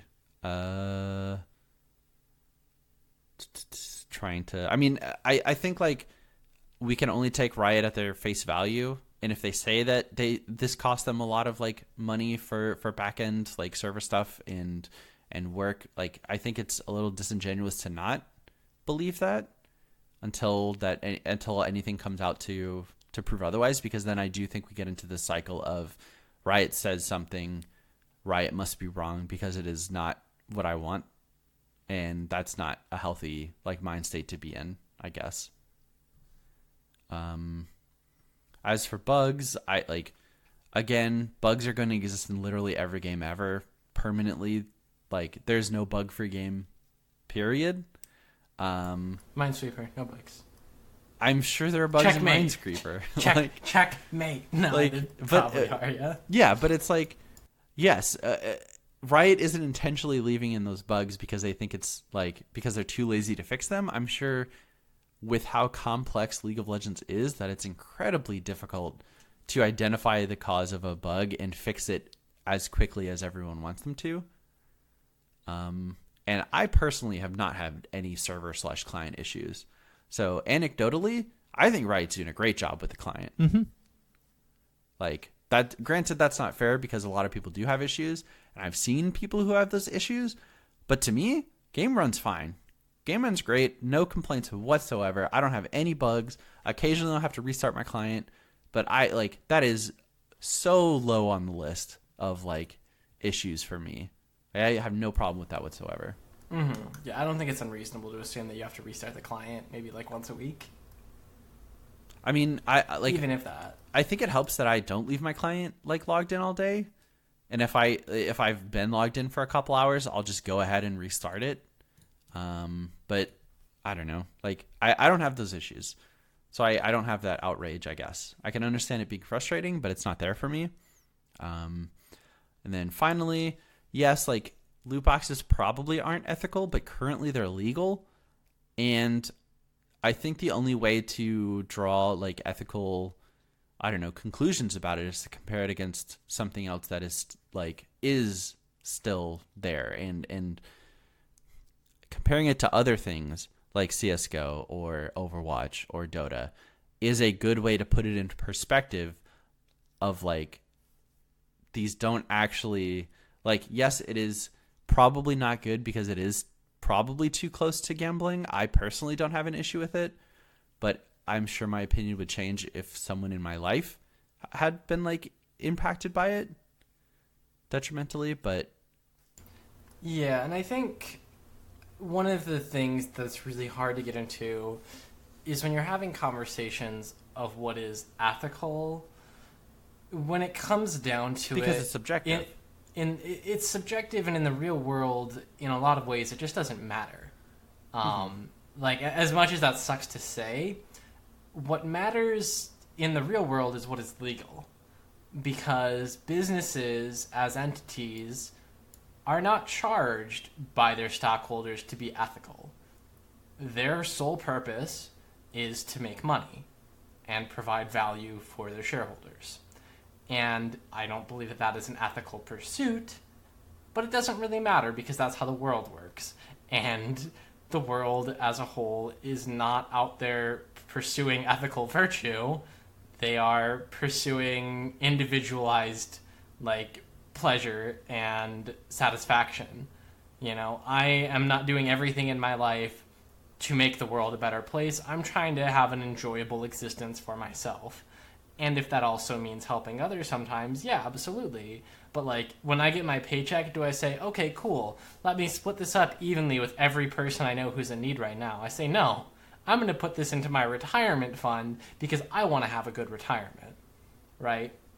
And so you need to then look at it from the lens of, okay, what's legal and what are they doing comparative to the field that they exist in? So what is legal? Loot boxes are legal. I don't, there's some questioning there, and you can argue it one way or another in terms of how predatory are their loot boxes compared to other video game companies that are also doing this. I'd say they're on the low end of the spectrum. So I think you have to really have those lenses in place to be able to look and say, Riot's not so bad. Because you do have to compare it to other things, because as much as you want to have that pure values and virtues and this nice, high-level ethical conversation, that just it doesn't really get to the point of the issue where you can actually make progress and make actual, like, physical changes to the way that things are.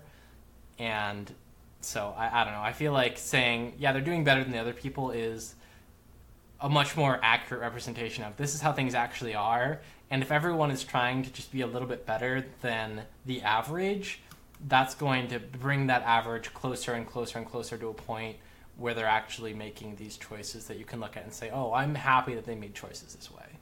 Yeah. And I mean, I think we touched on this a little bit, or at least I did, in the original episode that you're referencing. But is it necessarily Riot's responsibility to make sure that, not that they're, how do I word this? To make sure that their, like, practices are seen as ethical or non-predatory by everyone, right? They're legal currently. There's no law preventing Riot Games from throwing up a loot box like the Hextech chests, but I would argue that they are doing a fine job of not forcing anyone, like, to purchase them. I mean, there's zero advertisement for it on the base screen. You have to go into the actual shop itself. And even then, I'm seeing it, I think, only because,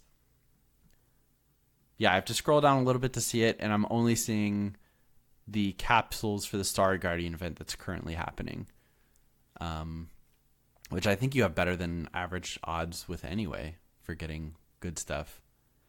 But I'm not sure. I don't think it's their responsibility. I think that falls on the person, the individual, and in the case of children, that falls on their parents. But I can understand that is not necessarily a popular opinion. But thank you, Uwait, and appreciate the emails. Thank you for catching up with us. Yeah. Next email here is from Coobs. It says, hey boys, it's Coobs again. I remember someone was referencing that one of their favorite casters was Captain Flowers. I was wondering what your Captain Flowers casting moment was. Mine would have to be CG Hakuho hitting a thresh hook on TSM Bjergsen in Game 2 of the Spring Quarterfinals 2018. He just screams, "The death sentence, Hakuho is a freaking monster." And he sends us a link to him actually doing this. And the last one is Captain Flowers calling Bjergsen Burger King during this past split, but I can't find that one. Keep up the work, boys. Yeah, that's a pretty good clip. I love Captain Flower's casting. I don't know if I necessarily have a specific favorite moment, though, if that makes sense. How about you guys?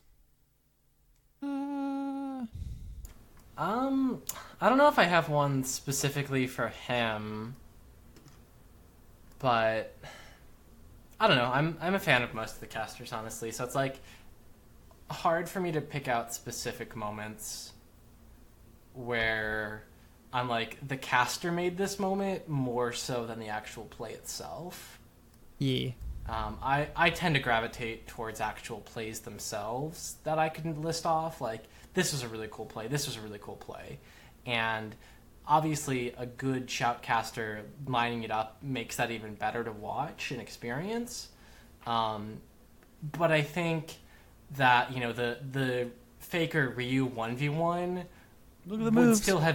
it would have been amazing even without look at the moves, Faker, what was that?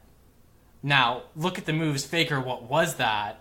I remember that line exactly because damn was that good casting. But I don't think anyone would have, you know, not remembered that play if there was nobody casting like that. Yeah, and I mean, my favorite moments are Kobe moments, but they're also CLG moments, and CLG hasn't been good, like, for most of Captain Flower's career, so I think that's got a lot to do with me not having a favorite Captain Flowers moment. But thank you, Cubes. Our penultimate email is from our very own Mountain Drew 4444. Greetings, Leecast, from your favorite scheduling service, Mountain Drew Scheduling Service. It has come to our attention that there has been some confusion on who is the true host of Leaguecast. As the scheduler, it's my duty to shut this confusion down before it goes too far. It's detrimental to the health of the podcast. Also, it would make my job a little more difficult. Having to schedule you bozos is one thing. When you don't even know who the host is, impossible.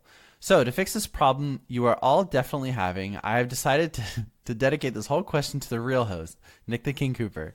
That's right, this email is for Nick's eyes only. Aiden and Colton, take 5. Go get a snack or something. God. You are not hosts, and it's host time now.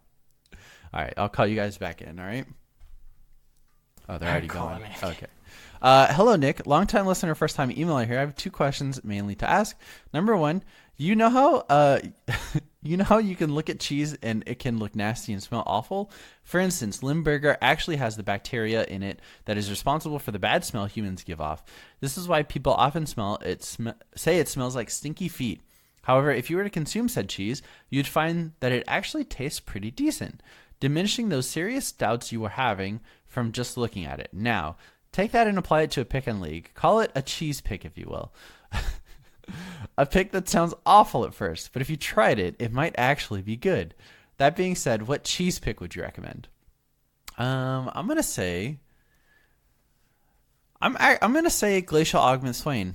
It sounds bad, but I'm gonna keep preaching that because I think it's actually good. I think it's actually super good. Number 2, Tom Kench has been receiving a ton of hate lately from Riot, and nobody has been talking about it. It's like nobody even plays him anymore. Knowing that none of your co-hosts really have a say on the champ, what do you think of Tom Kench? Is he playable? If I was a Tom Kench main before nerfs, who would you recommend I play instead? Thanks, Nick, the host, the King Cooper. Thanks, Nick, the host, the King, the Cooper. Your ever diligent scheduler, Mountain Drew 4444. My Tom Kench knowledge is pretty vast, as we all know from prior episodes. I think currently right now, pretty unplayable. I would never play him. Are you kidding me? He got nerfed into oblivion. Why would you pick this character ever? He's dog shit. If you're going to pick him instead, I really think I would gravitate towards Poppy. She's always been one of my very favorite characters. And I feel like she's super good right now with the grounding, in the top lane. Alternatively, I think personally I would lean towards maybe something a little cheesy, a little fun, like, I don't know, Glacial Augment Cho'Gath. I think that would be pretty fun. And probably pretty hidden OP. I think I should give it a shot next week and see how it goes. Thank you, Mountain Drew. Talk about it on the show if it goes well. I'm sorry, it's not Colton time yet. Sorry, my bad. I'll go back. I'll leave. Okay. Thanks, Mountain Drew, and look forward to your scheduling. All right, you guys can come back in now, Colton, Aiden. Oh wow, that was a how was really your nice break. Yeah, you I had had a- was a on mute. Cool. wonderful Back. snack. I had a bagel. So it was great. Bagel, nice. Yeah, we took care of the email. Thanks, Drew. Next email is from 71111. Hey guys, I was really putting it off, but you guys wore off on me. I'm watching JoJo's Bizarre Adventure. Hell yeah! It's awesome. Can't stop watching it. Fuck yeah, dude. Yeah, damn fucking right it is. Also, I put some thought into Colton's idea of the IRS skin line. It'd be a really good idea because Skarner, Malzahar, and Warwick all need new skins. I want to make some rough sketches of these champions and send pictures in when I'm done. I also thought of a new game mode. It's called Lore Bust. The game mode randomly selects your character like an Earth. The map is Mount Targon. Probably didn't spell it right. No, he did not. He didn't. That's okay. But the champions are as strong as their own lore, so people Ooh. just end up fighting on this open map. First player to 100 kills wins. Thoughts in the game mode? I think I love this idea. I would change it to each person is one champion randomly assigned. Mm-hmm. So then whoever gets something like, I don't know, Aurelian Soul just wins the game right off the bat. Yeah, so like, I love the comment of the characters are as strong as their own lore. Because Yeah. that really mixes things up. Well, it's like, all right, in the same like universe, you have Teemo, who's kind of just a regular guy, right? But then you also have like Karthus, who is pretty much the aspect of death. Mm-hmm. There's a lot of variety. I would say Kindred is the aspect of death, my friend. Oh, that's true. That's true. Karthus is just a mage who discovered lich shit and came That's back. true. Yeah, that was a bad example. Anyway, yeah, there are like those Fuck, celestial pussy. level Oh, beings guys, fucking such as idiots. Aurelian Soul So and fucking Bard. stupid. What the fuck am I thinking? Shut the fuck up, Nick. I thought I was muted. I'm so sorry. Shh. I can't even You know what, fucking Nick? anything You know right. what you the need to fuck do am I that I just did immediately after I saw it and realized it's probably not a good purchase, but there's Yeah. no way I'm canceling it. I pre-ordered. They're coming out with like a lore book for League of Legends with like a bunch of Yeah, I'm art not doing and that. lore. Who cares? It's gonna go out of date fucking 30 minutes from now, dude. Probably, but also, man, No, if they had an art book, I would buy that. They with do all have the an art it's book. splash What do you art. mean? With all the splash arts? No, why would they ever put splash arts on any of their merch? everything with splash art. I on want to merch. buy big splash art. Nobody would buy splash art if it was merch. Yeah, that's true. That being said, yeah, like a battle royale and character strengths are based on their actual in-lore Yeah. strength. Like, I'm just imagining, like, think of the biggest Cho'Gath you've ever seen. Double that, and that's just the Aurelian Soul model for this game mode. No, double that, and that's Perfect. half of the Aurelian Soul model. Wow, that'd be 4 times bigger than... True. Aurelian Soul's like literally bigger than a universe, like than a galaxy, not a universe. Mhm. Like Why is it so small in game then? Yeah, why is he so small, Nick? It's just a fraction of his power. True. So us mortals can comprehend him. Gotcha. Do you even I read also the love lore? Who's No. Malphite's father? The Rock. Trick Dwayne question, The Lee Sin. Rock. Why? Because you read the lore like I did. You'd know that. That's not true. It is true. Lee Sin is not Malphite's father. Yeah. What? Did you watch the donkey video I watched? If you read the lore like I did. Anyway, I think that I'm excited to see your drawings of those skins. Oh yeah. And Make sure you so email we it or you add us on Discord, because otherwise Yeah. we probably won't see it. I mean, if you post it to the Discord, we'll probably maybe see. But make sure you add us on Discord. Yeah. Also, let us know what part of Joe you're at. Joe. Do you think someone's made that joke before? Joe? Trying to cover up their mispronunciation. Do that? Is that what you're asking? No, like a it's meme on Bo. Yeah, bo. But I'm just imagining now, like Jojo. Jotaro with the afro and a huge mustache. I need to watch Bo again. It was such a ridiculous show. But I miss it. Anyway, thank you for the email, 71111. Lore Buff sounds like a pretty fun game mode. And in general, just like any battle royale, I think would be pretty hilarious. Like, what if there is What if there was a game mode where like everybody got the same character and it was just like fight to be the last one alive? That'd be pretty fun. Same It's character, like- same items. Yeah, like same character, and like every time you kill somebody, you got like a stat increase or something or gold. Oh. And so like you could recall and buy items, but then you're off the map while they're like still fighting.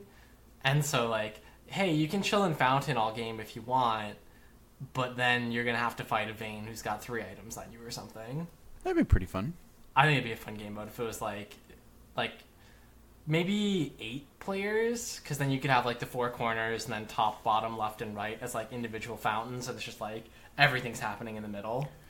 I still think TFT Battle Royale is the best idea we've had this episode. 1 HP, win or lose, live or Everybody's die. on HP. Hey, that'll yeah. do it for episode 396. I'm getting word from the producer that that's it.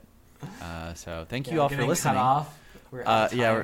we're gonna kick We're gonna us have to off. go to an ad break. So thank you to our sponsors. Follow us on Twitter at LeakCast and at LeakCastFrost. On Facebook, we are LeakCast. ts.leakcastpodcast.com is the TeamSpeak server address.